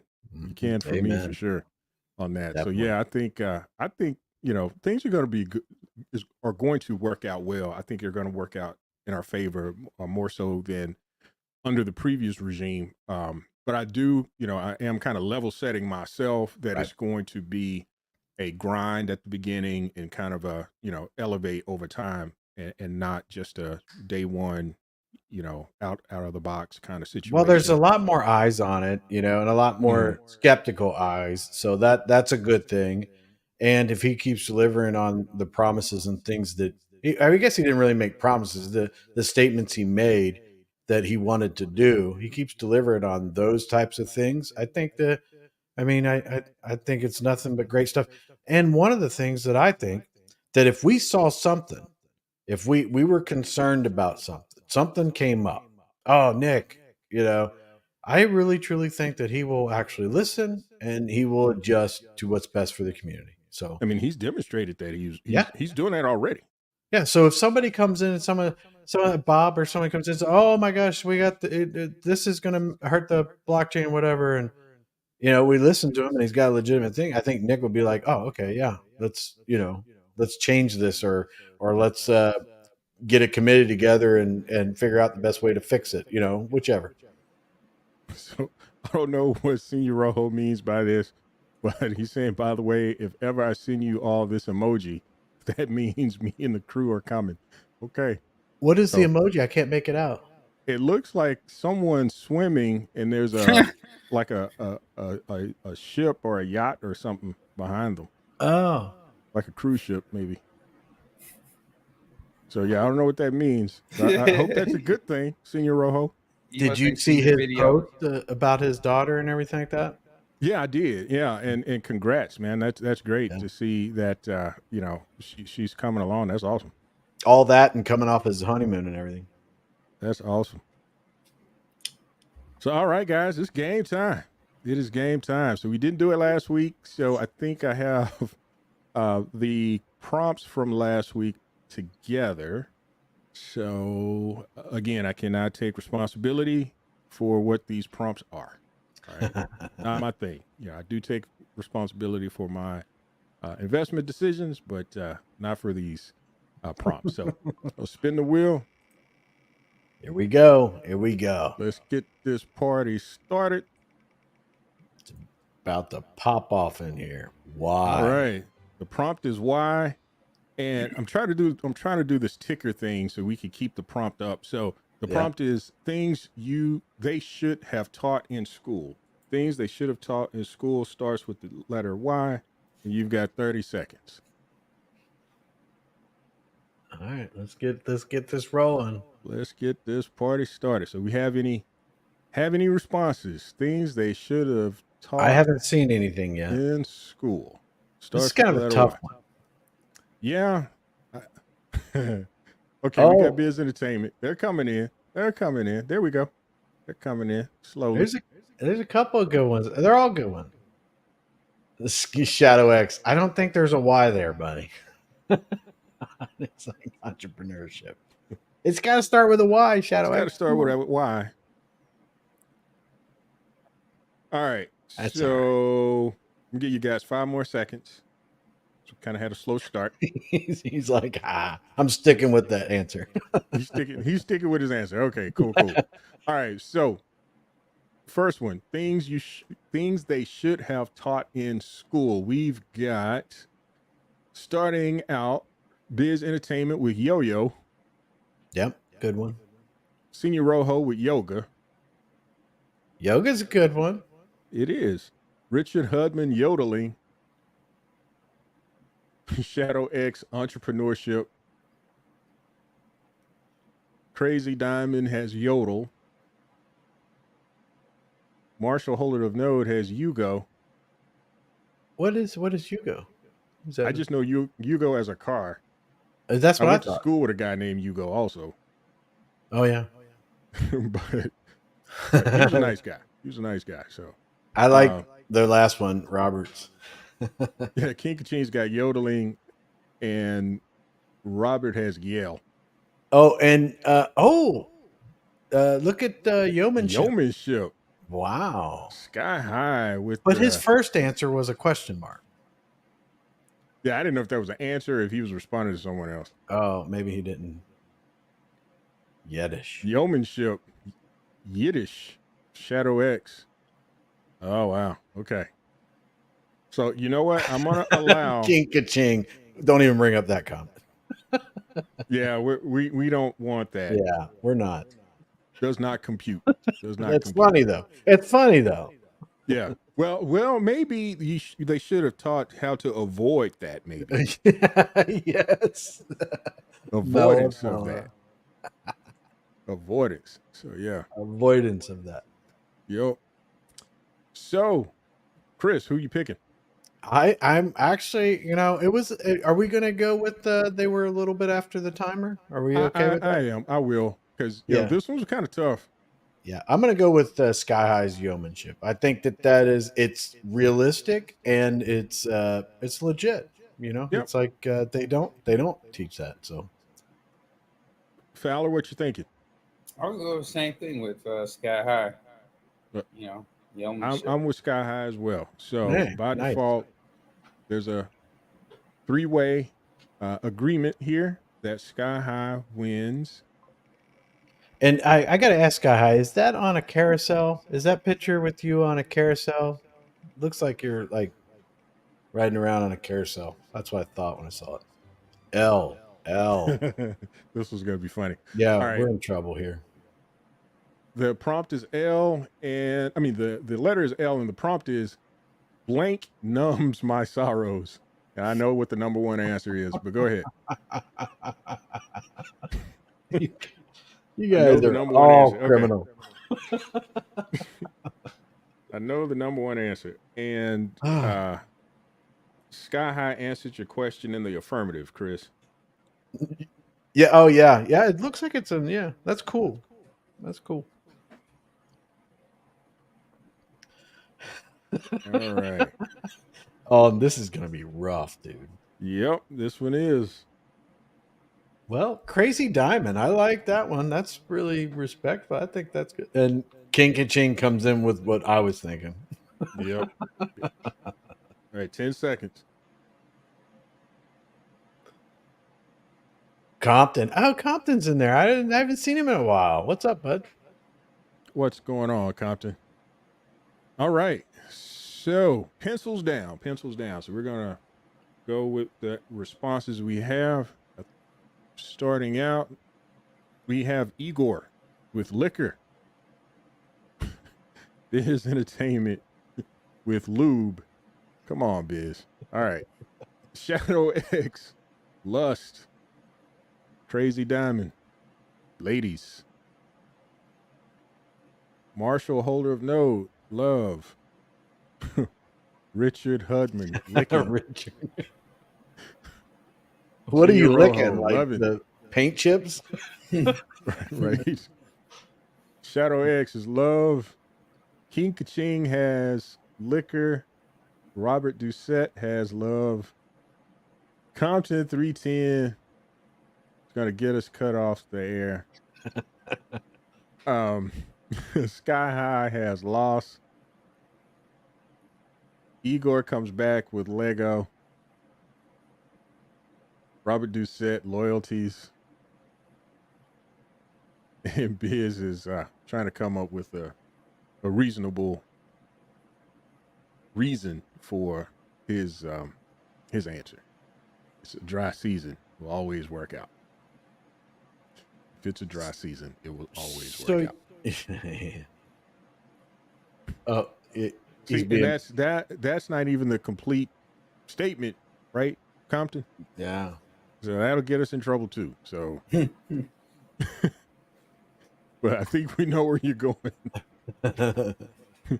King Kaching, Lulu. All right, Chris, who you picking? Do you have Igor saying liquor first? Is that I do. I have Igor saying liquor first. okay? Yeah, King Kaching is a couple after him. Yeah, I'm going with liquor. Igor then. All right. Who do you have, Fowler? Yeah, I was gonna go whoever said liquor. I mean, that made sense if we're going by the prompt. Yeah. You know, Yeah. liquor, Well, I mean, by liquor default, numbs my soul, numbs my sorrows. Yeah. by default, liquor's gonna win, but regardless. I was thinking liquor, but I also It was like a W. liquor. It worked out for me. We already know what your answer is. We already know. There's no use in discussing that one. No use in So discussing what was that the other at all. one you're going to think of, Mel? What's that? What was the other one you were thinking of? Ladies. Ladies. Oh yeah. That's usually what puts me in my sorrows. Yeah, Crazy Diamond. Yep, Crazy Diamond. That's a good one. Yeah. Oh no, we're removing this one. We did Y already. Yeah, let's not go there. That's trouble. I can just feel it. Yep.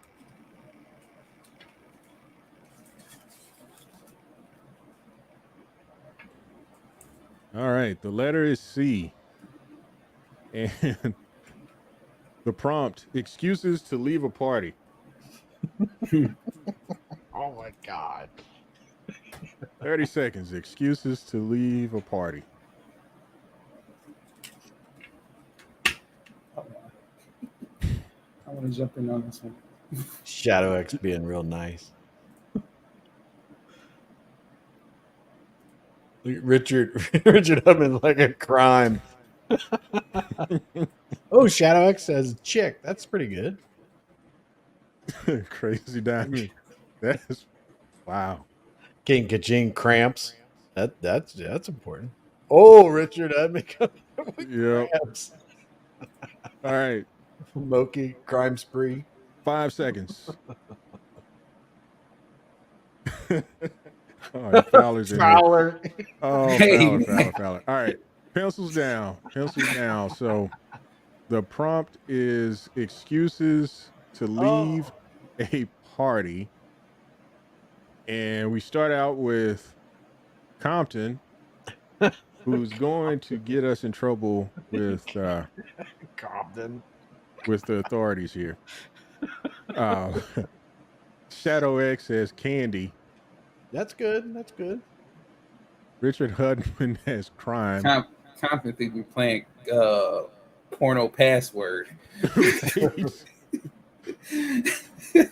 Marshall, holder of node. Oh my gosh. So that's okay. Actually, right. if that's the case, you're not leaving, right? You're like sleeping in the bathroom or something. Senior Rojo, I think I know where you're going with that, so I'm not gonna say it. Y'all out of control. Sky High constipation. Shadow X as chick. Crazy Diamond. Wow. That'll make you leave the party. Yeah. Igor says cold. How'd you make it to the party? Yeah, really. Maybe he attracted them at the party. Yeah, maybe. What kind of parties are you guys going to? Seriously. So the kind of party that Biz Entertainment goes to. Where he's probably dancing. He's probably dancing the whole time is just dancing. Biz, stop. You need to stay home, buddy. Why is that dude doing the cross dance, man? Why is that guy right there doing the cross dance? King Kaching has cramps. Got Richard Hudman with crabs. Mookie Crypto's crime spree. Yeah. Fowler crapped his pants. Oh. Sky High. King Kaching with cops. I like that one. I can see you leaving a party because the cops show up. Yep. I've been to a couple of those. Yeah. Cuddle from Compton. So he toned it down a little bit. Oh, he's going home and cuddling with it. We got to leave, honey. We got to go home and cuddle. Robert Doucette is cheap. It was a cheap party. Or he's being cheap. Party wants you to pay. Shadow X has caca. COVID-19. Sky High has COVID-19. That's an excuse to leave a party. I have the view. Can you say that now? I think you get in trouble for saying that. I think it's fine because people, I mean, it's not like, Yeah. You got the vid. So, all right, Chris, who you picking? I there's a lot of good ones, but I like the cops. I like cops. So is King Kaching the first one that says that, or is there other law enforcement? I'm looking through here. Cops. Crime could be something. So that would be Richard Hudman, but I mean, it's not the same as cops. Richard Hudman. So if there's a crime, people leave. Okay, but the cops are the one where like everybody scatters, man. So that everybody's leaving the party when the cops show up. So I'm going to go with cops. Yeah. All right. Fowler, you threw your name in the ring. I already go with first off, all those words. None of them are real reasons to leave a party. Cops, no. You can still throw the. There's tons of parties that say F the cops. Okay, like that's not a reason to stop a party, man. I'm sorry. Let's go through these real quick. Constipation. That means you can't poop. You know what I'm saying? Like, why would you want to leave? Let's see. Crabs.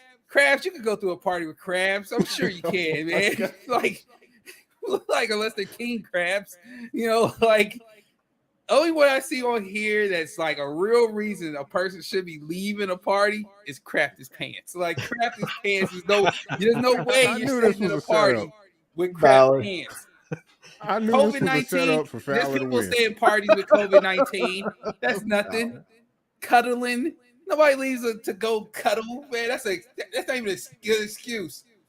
Like somebody told me, "Hey man, I'm about to leave. I gotta go cuddle." I'm like, "Peace and don't ever come back." Actually, a lot of parties I've been, people are cuddling already. You're like, exactly. Hey. And then there's crabs. Crabs, man. No, like I said, most people get the crabs from the party anyway. Like, right, that's what I was saying. The cuddling leads to crabs, right? What about Sky High's coochie? Well, I think someone had that before him. They just misspelled it. Yeah, Biz Entertainment. Yeah, you gotta be able to spell it. You gotta be able to spell it right, man. You can't be coming in here. Yeah, none of them spelled it right, man. All right, so it's on you, buddy. I'm going with Sky High. So Sky High is 2 of 3. So Sky High is in the lead. So we're going to remove this choice. All right. There we go. Spin this wheel.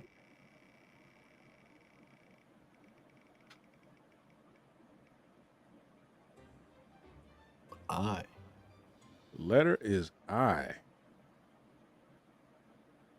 Women are better at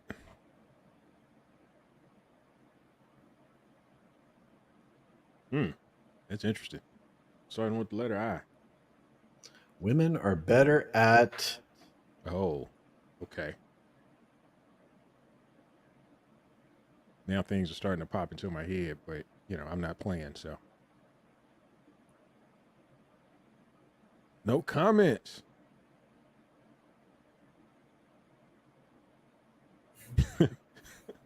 Wow, sky high.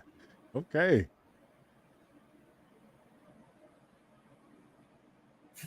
Rich Hubman's gonna get us in trouble. Oh. All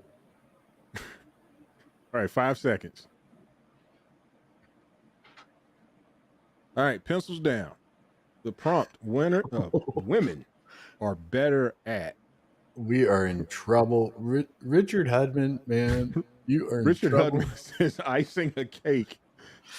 I have to say, at least in my household, the ladies of the household are probably better at icing a cake than me.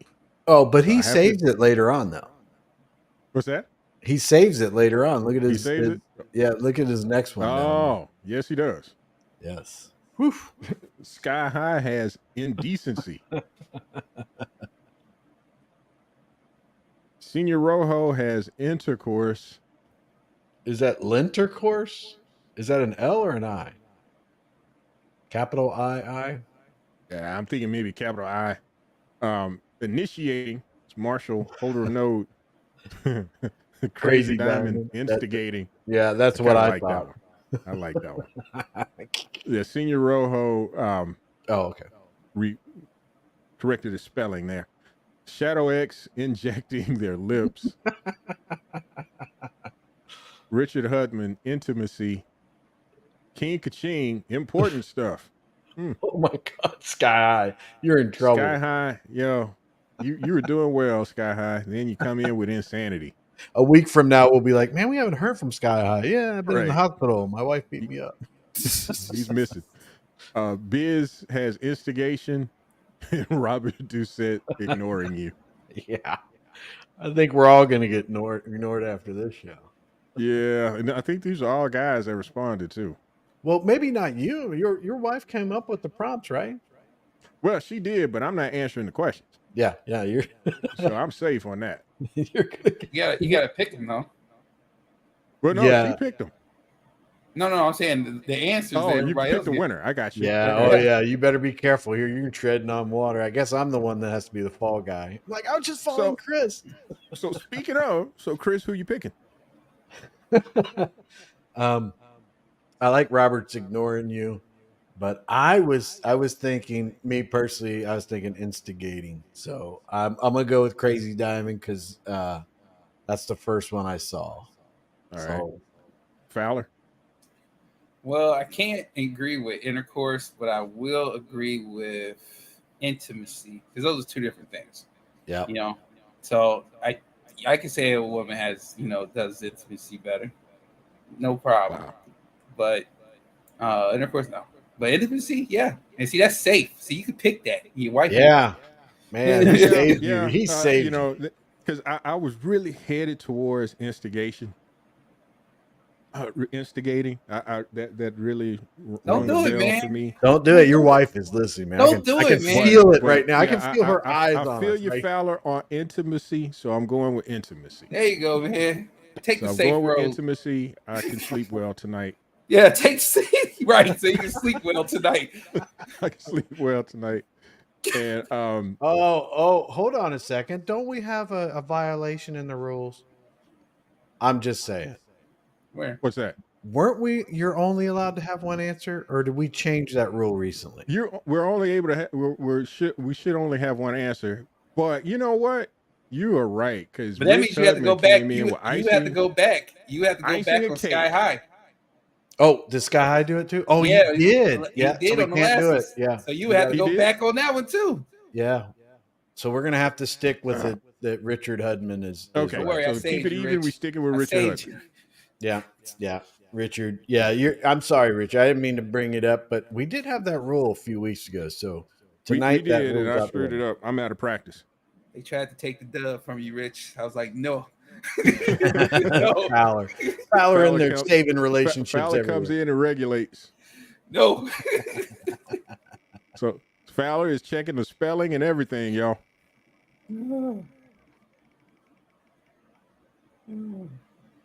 Yeah, he's giving you thanks, buddy. And Yep. Biz Entertainment's like, boo. No, he didn't. Yeah, he's like, oh, N. Uh-oh. Uh-oh.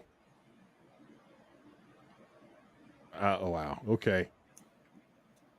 This is the last one. If blank me if you can. With an N? Oh, shoot. I don't know if this one's hard. I would think. Well, no, it's not.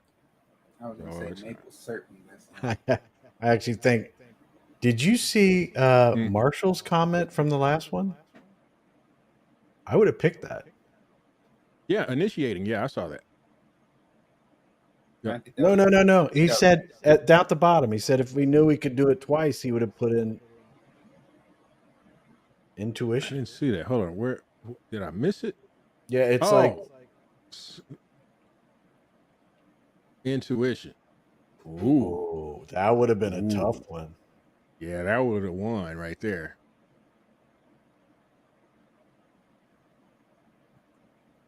That one would have. I think that would have been the winner for sure. We don't have a whole lot of answers on this one. Biz, Not I'm a not lot. sure. I mean, this was kind of tough. This was kind of tough. I was even considering respinning, but we do have some responses here. This is a tough one. But the responses that we have, they really don't align. Maybe one. The first one, Richard Hudman's, I think. Yeah, well, two. I think two. And okay, Senior Rojo's, numb me if you go can. with them. Yeah. I think we can go with these. So I'm not sure what needle means though. Needle. I was thinking maybe like you prick someone, or you even give them a shot, right? Yep, I could see that. So we got Rich Hubman starting out with nudge, followed by Marshall Holder of Node with nudge as well. Oh yeah, Sky Highs. I'd see. He explained it. Senior Rojo, numb, Sky High with needle, and we have the definition from his context, mean as in pester. Biz Entertainment has nipple. I'm not sure. What you want, like a purple nurple or something? Is that where you going with this? Nipple me if you can. Yeah, Nourish. Robert Doucette. Biz. Oh man. Okay, Biz. Yep. All right. Biz. X has nod. Nod me if you can. No, I can do that. Yeah. So, all right, Chris, who you picking? I'm just needling you. Okay, so I actually think the nudge.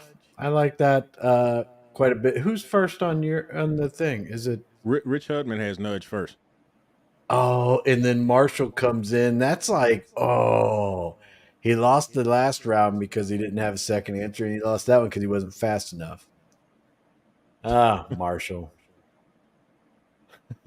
It's in your name, right? Biz Entertainment. He says, I'm here for the entertainment. Yep. Yep. It's all in the name. Let me think about it here a second. I like the way Sky High did the needle and how he explained it. Mm-hmm. Some of the other ones I just don't think they go as well with nudge. But I'm gonna go with Richard Hudman, but I could be persuaded to go with Sky High. Okay. Fowler. I'm gonna go with Robert Duquette with Nourish. Nourish. That's a very good one. Maybe I missed that one too. Nourish is a good one. See, I like Sky High's needle. You like the needle one. I like the needle one. So now it seems like we're gonna need to pull out that Trump ball.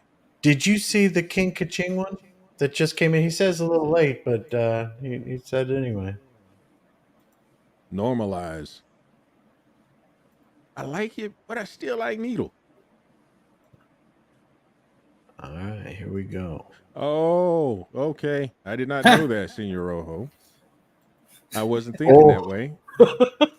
Yeah. And now, okay. I was okay. I get what you're saying. Oh, did I? I brought that up. Baby, on bring the the- numb. wait a minute. Do we need the Trump ball? Oh, okay. I still think we do. Okay. I still think we do. So, but the thing is now with this explanation, I lost who the. I think it was. It's Sky High, Rich Hudman, and Robert Doucette or Duquette.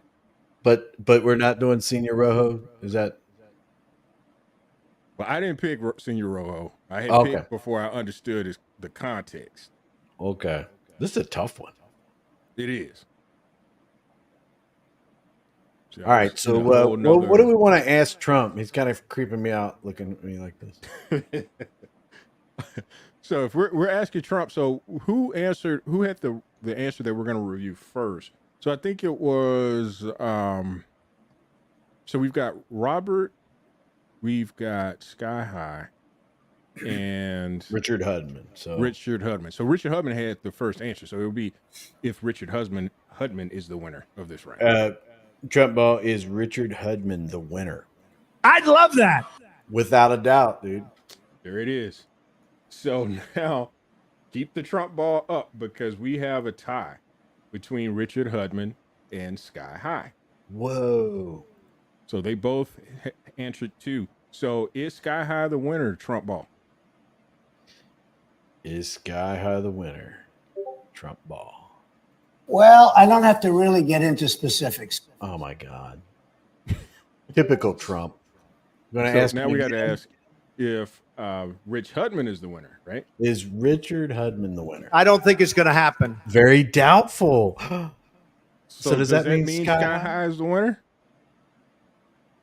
No, they both have to gotta reshape them again. All right. Well, I mean, here's Negatives the, don't bring a positive. What are you talking about? All right. So what are we saying again? Is Sky High the winner? Yep. Is Sky High the winner? Trump ball. We will make America great again. Okay. Outlook good. Does that mean it is or?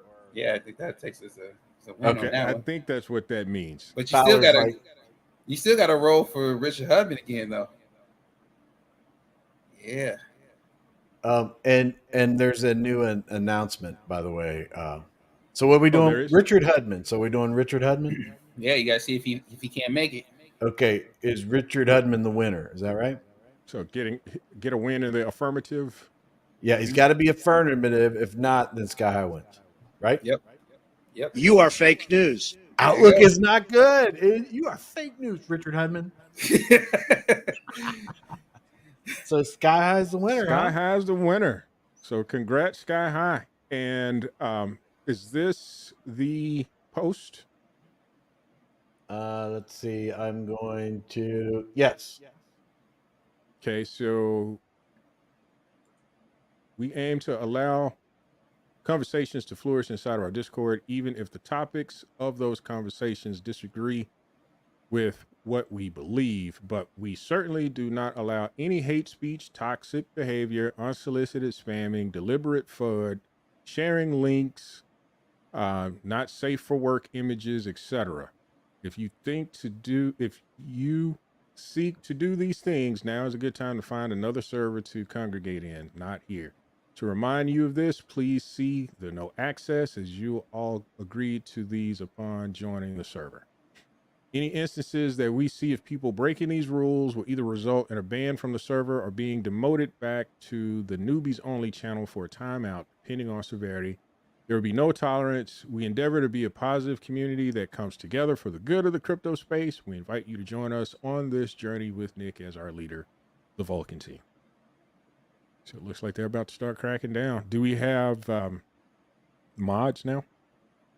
I'm I not don't. seeing any. I just see a couple people on the team and stuff, but I don't disagree with any of that stuff. I mean, it should be a yeah, definite. But if you're going to come in here and be like, "Oh, you're all a bunch of jackwagons and stupid dummy heads and everything," it's going to be okay. Well, whatever.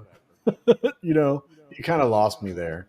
But I don't agree with any. I don't disagree with any of that. I think it's perfect. That's the way it should be. It should be that everywhere.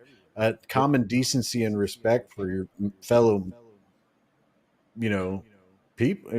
people all around. That should be a normal thing. If you disagree with someone, you can work it out, and you have a better life if you understand different points of view. So, if you're coming in there, I'm all for them banning like something like that. But if you're coming in and asking a legitimate question, be like, "Hey, I noticed that this is wrong." Yeah, okay, talk about it.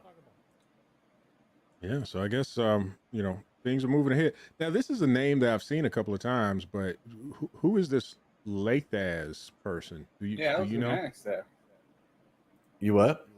Who is Lathaz or Lathiz or whatever? I've never seen them. I have no idea. And Biz I've might seen the be able to- name a couple of times before, so I don't think this person's new to the server. Well, maybe they are. It's like July the 13th. So yeah, I'm not Richard Hudman's like, I'm fake news. No. I don't know if Biz is saying yes to Richard Hudman, but he said yes. that Richard Hudman is fake news. I don't know. He says yes right after Richard Hudman says that. So I don't know. Biz might be. There's another comment from Lathaz. Oh, is there? Oh, yeah. I got it at the bottom here. You talking this one? Yeah. Okay, so I guess there must have been a situation where someone likely deliberately fudded or something. Is kind of the context I'm getting. But Lathaz is saying here, it probably is more around the perspective of people just trying to spread fear and doubt when it isn't fully founded yet. Certainly fine to bring up issues of concern and discuss them, but labeling someone as a scammer or guilty before being proven is not what we're here for. Does that make sense? Ah, okay. So well, I hope that's not related to the I hope they're not saying I hope they're not like coming across that they don't want to hear anybody talking about Brian or the previous guy, because that's going to create a whole lot of pushback. But Biz says he was saying yes to the announcement, to the right announcement. He wasn't talking to Richard Hudman. Richard Hudman like, what? I have fake news? Damn Trump ball. Right. Yeah, I'm kind of curious what triggered this pinned message. So I'm not going to try to sort that out here. I think the very last statement kind of explains it. I think he's talking about what it came from, I guess. Yeah, but I'm curious who's been labeled as a scammer or guilty. Yeah, I wonder who, because I mean, the only scammer I can think of. Because I said it earlier on, but there's one of the three names come up from time to time. Right. That's kind of been absent. Hasn't said much. That you've got that individual, then you've got, the new king over there doing his thing. I think the only person that anybody could be talking about like that is the new god over there. Is BL. I mean, right. That goofball, but I guess some people are agreeing with that. Anti-BS is kind of getting to it. So, yeah, kind of, but people were labeling BL a scammer based on a stack of evidence that suggested it to be the case and later turned out to be true. So it is, okay, so we're seeing this real time. Yeah. Okay, so it sounds like this is someone saying Brian shouldn't be called a scammer until proven guilty. That's my interpretation. I don't know what to think about that, because what I've seen, maybe I won't use the term scam, directly labeling him a scammer, but I can say that I've seen some very scammy behavior. Oh, Shadow X is in there. He just asked, "Who are you? Never heard of you." I mean, the thing is, though, okay, you don't want to call him scammer, then person who makes liquidity funds disappear. Let's call Right, that. that's what I'm saying. There's a lot of scammy behavior. Since we can't call him a scammer, then person who makes liquidity and fundraising disappear. So what do we call it? Market making? Right. That's The the market level. maker? That's what we're talking. That's the type of wordage we're talking right now. Okay. So we gotta be. You want to be technical? Fine. You want to do this whole proven to not guilty, innocent till proven guilty type thing? Okay, fine. Then person who makes funds disappear.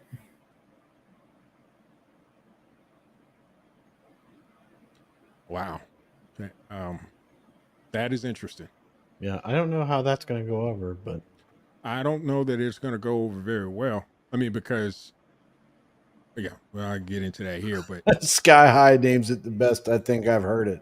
yeah, the magician. Yep. The magician. Yep. I'm gonna type that actually. The magician. Yep. Sky High. Fowler's getting spot in on. there. We're live while you're out there, Fowler. There we go. I don't like this. I don't know. Do we know who this person on the team is? I mean, I've never seen heard this that name before, and I'm trying to figure out in what context, because this is the first time I've seen this person.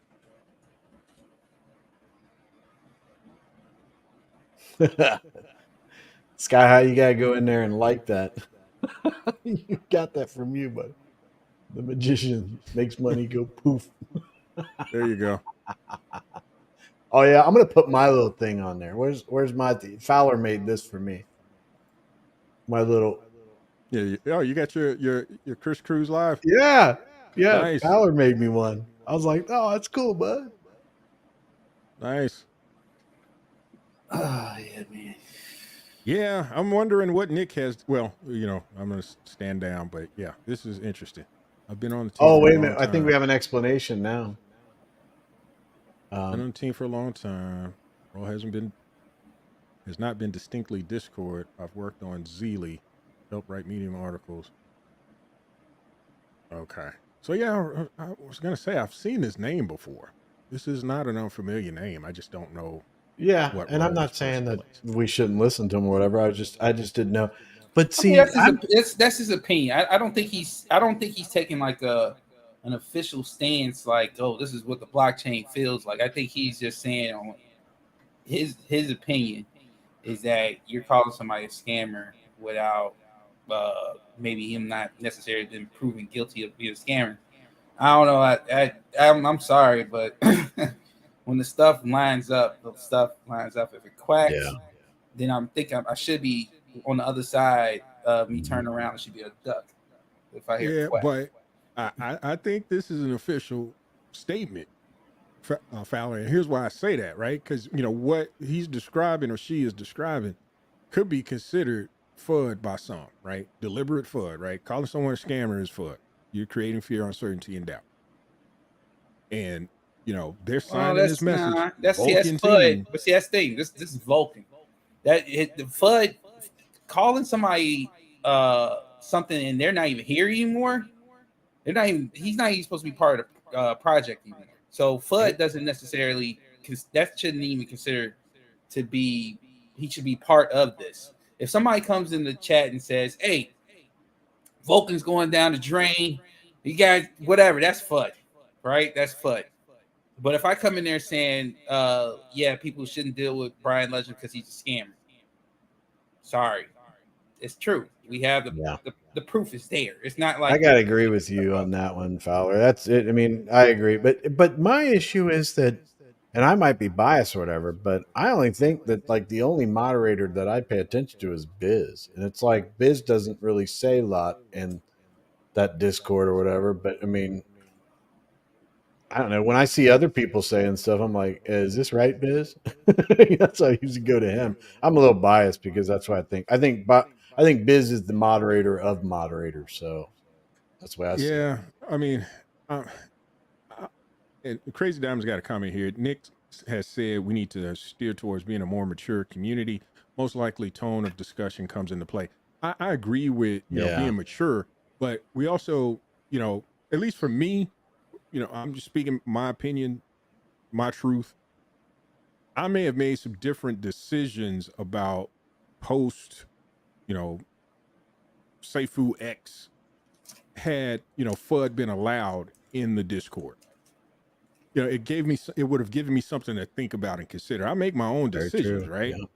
But being exposed to a different point of view, I think is good. I think it's positive. So, I don't necessarily think FUD is a bad thing. I mean, it's either true or it isn't. And to me, it's for the individual to go do their research and sort that out for themselves.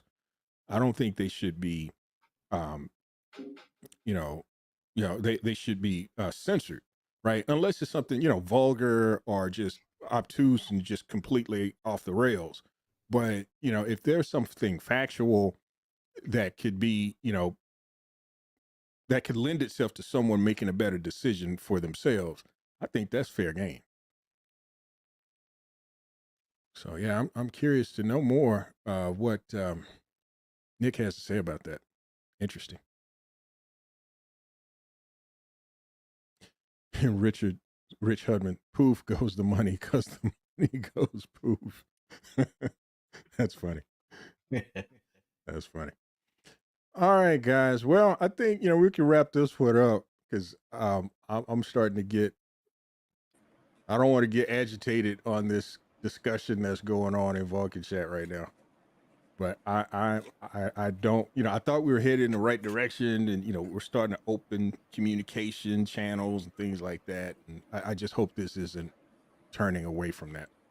No, I think this is gonna, like, this is part of the process, right? Like, this is part of the process to everybody getting on one page, right? Like, literally understanding where everybody is at, and this is Right. part of it. So whether Nick believes in the same thing Lathez is talking about, we don't know. We have to ask Nick. But at the end of the day, Nick is the team lead, so they have to all follow what Nick says. And if Nick feels that that's not FUD, he'll explain it. I'm sure he will. Yep, I agree. Yeah. Well, all righty, gentlemen. I appreciate you all hanging out with me tonight. Thanks for you all that are watching us as well. So Fowler, again, awesome artwork, awesome NFT projects, dude. You got a lot going on, and I can't wait to see what the future holds for the projects that you have. Yeah, man. Kudos, congrats. I can't I'm wait. in awe. We just started, man. We got ways to go. But and all this was happening when you're supposed to be kind of taking some, kind of stepping back a little bit, huh? So this is what he's you relaxing. do when you step back and relax. Yeah, I never really got away. I was just sitting there, just taking a couple brain days off, But for the most part, man, I'm always, like, Chris will tell you, man. Like, yesterday, he saw me working. He saw me digitally working. That what he got to see, what he was paying attention to, that's like a normal day for me. it was work for me to keep up with him, to just take a few seconds to look at what he's doing. Of all the things he was doing, I don't know how he found the time to actually do it. I was just looking at it. It took me a long time to get through it all. Wow. Well, like I said, kudos. The quality and effort speaks for itself. I'm certain this is going to work out well for you, for sure. Thank you. Definitely. Appreciate that. But any closing remarks from your side, sir? Well, guys, the blockchain is going in a good direction. I think it's great positivity going around. We're gonna have some potholes here and there, but I promise you one thing: we're not gonna have the same situations we had with the last way things were going, right? Like we had issues, it just seemed like they always stayed issues. So I think we're in a space that's a lot different. So when we have problems, people like Chris, anybody, all of Melifella, everybody who's got a voice, people can come to the voices, and we'll if you got an issue, and you find a legit issue, come to us, man, and we'll get it to the right people. We'll find an answer for you. We'll it's not going to be like before. It's not going to be like you come with a problem to somebody and they're going to shut you down, or it's never going to make it to its destination because there's some type of issue with the connection. You know, um, that's not gonna happen anymore. So we're on definitely it's a totally different world for us. Other than that, guys, make sure you keep up with Guys the Game. If you have not joined the Discord, please join the Guys the Game Discord. I'm sure Biz is going to put the link in the chat. Make sure you join the Discord so you can keep up to date what's going on. There's not a lot of it's not like a social hub. I'm not going to say there's a social hub in my Discord. It's very quiet most of the time, but usually when we put stuff in there, it's usually updates and it's stuff that's happening. I don't when I'm not talking much because I'm usually working. So yeah, because I was going to ask, are you going back to doing any daily streams or every see, other day? that was another or thing. What's that situation? The daily, the daily streams probably won't happen. I just can't do. There's a when I get focused on working, when I'm creating, like I'm in a zone, and like I don't want to get out the zone. Once I get out the zone, it's hard for me to get back in because I'm at a pace. I start my day a certain way. Everything's moving a certain pace. Anything I had to do in the real world, I'm knocking it out. Boom, wham. At the same time, I'm preparing my day in my head with everything that's dealing with crypto. And as soon as I get behind this keyboard and these screens, I'm at work, and I'm boom, boom, boom, boom, boom. I'm doing everything. I'm at a pace. I'm either listening to music or I'm talking to Chris and you guys, and I'm doing work at the same time. So I definitely I like to keep my pace and stuff. So I don't think the daily lives is going to be back. I'm going to make more videos. I'm probably going to start doing more explainers as this process goes with the NFTs. I'm probably show like I'll probably come out with a video with more of the art, showing off the artwork and stuff. I think when I have the art gallery up for GOG, that's gonna be probably like the first video of me showing a lot of the work on there. And then we're gonna probably show like the packs being made and stuff, the test me testing the packs and stuff. And then also what I don't think you might not read on there, but the NFT marketplace, when these NFT packs go live, we're going to be going live with the NFT marketplace. It's going to be alpha, so it's not going to be like finalized and polished. But when these NFT packs come out, you will be buying directly from an NFT marketplace, the Guys of Gaming marketplace. So we're moving. Cool. Get in while you can. Cool. Well, yeah. I mean, I'm excited for you. I said, well, you're not gonna you're gonna be on whatever this blockchain is going to become, whatever the name of this blockchain is going to become. So I will definitely support you on that. Yeah, we're gonna be multi-chain, man. We're gonna be multi-chain. We got plans with blockchains that are not completed yet. With like Cosmic Force blockchain, Prism, the Volt. Right now, currently the Vulcan blockchain. But we will be putting the NFTs. It will start off on a BSC network. We'll move to. We have plans on being on Hedera. We're gonna plan on having plans if we can be on Solana. Tezos is another one. There's a couple places that we're going to be on in the near future, but also in the the coming future.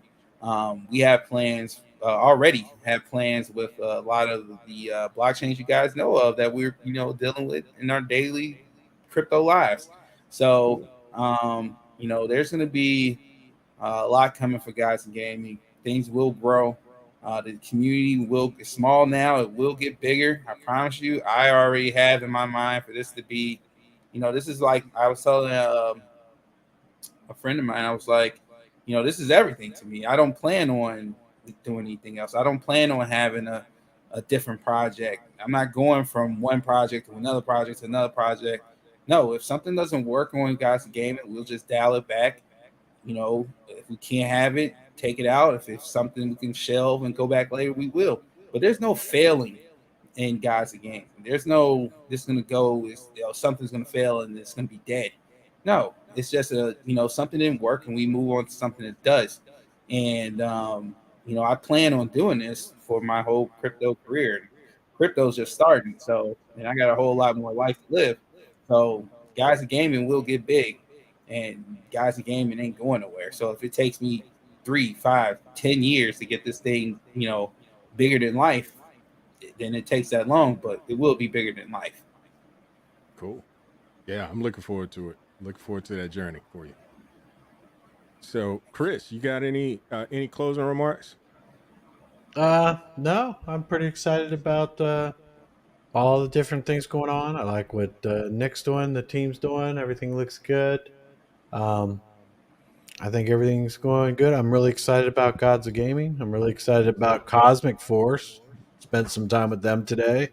I mean, there's a lot of stuff going on that's just so much fun.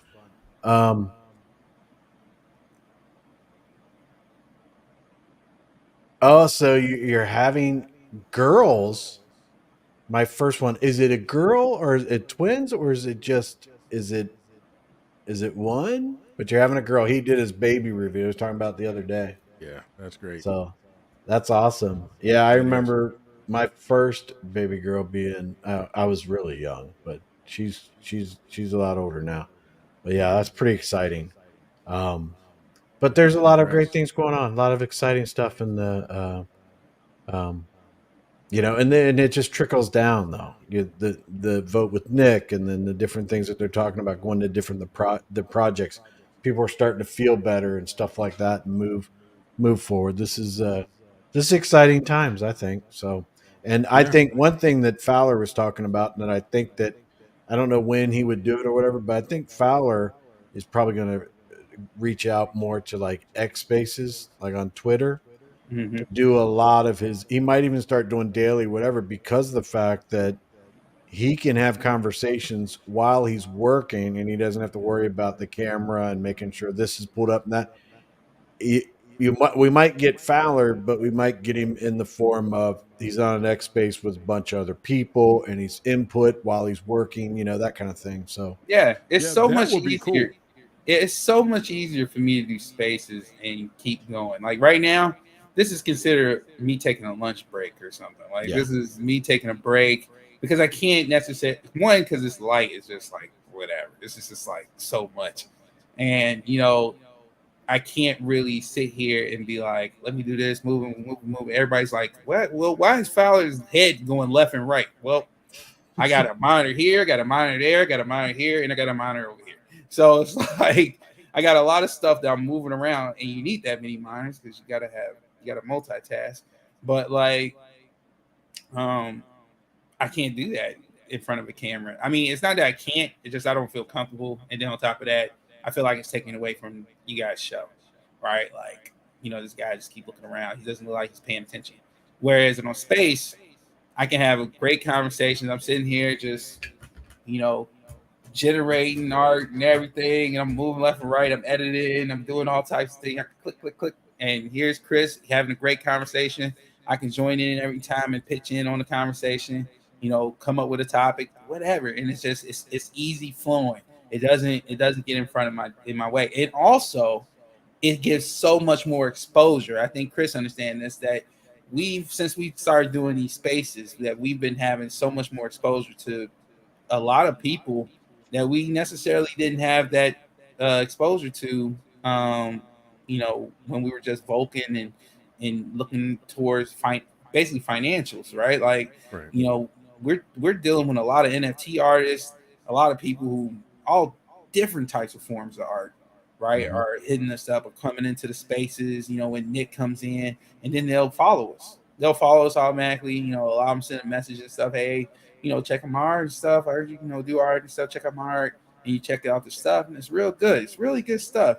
And you never know where this stuff can go. And then on top of that, again, we're making a creative blockchain. It's all these people are following me, and then it's going to come to a point where we release, and then hey, I got to start throwing out, hey, we got a new creative blockchain. It is ready, going live. If you got NFTs, come check out our NFT marketplace in our third phase or whatever.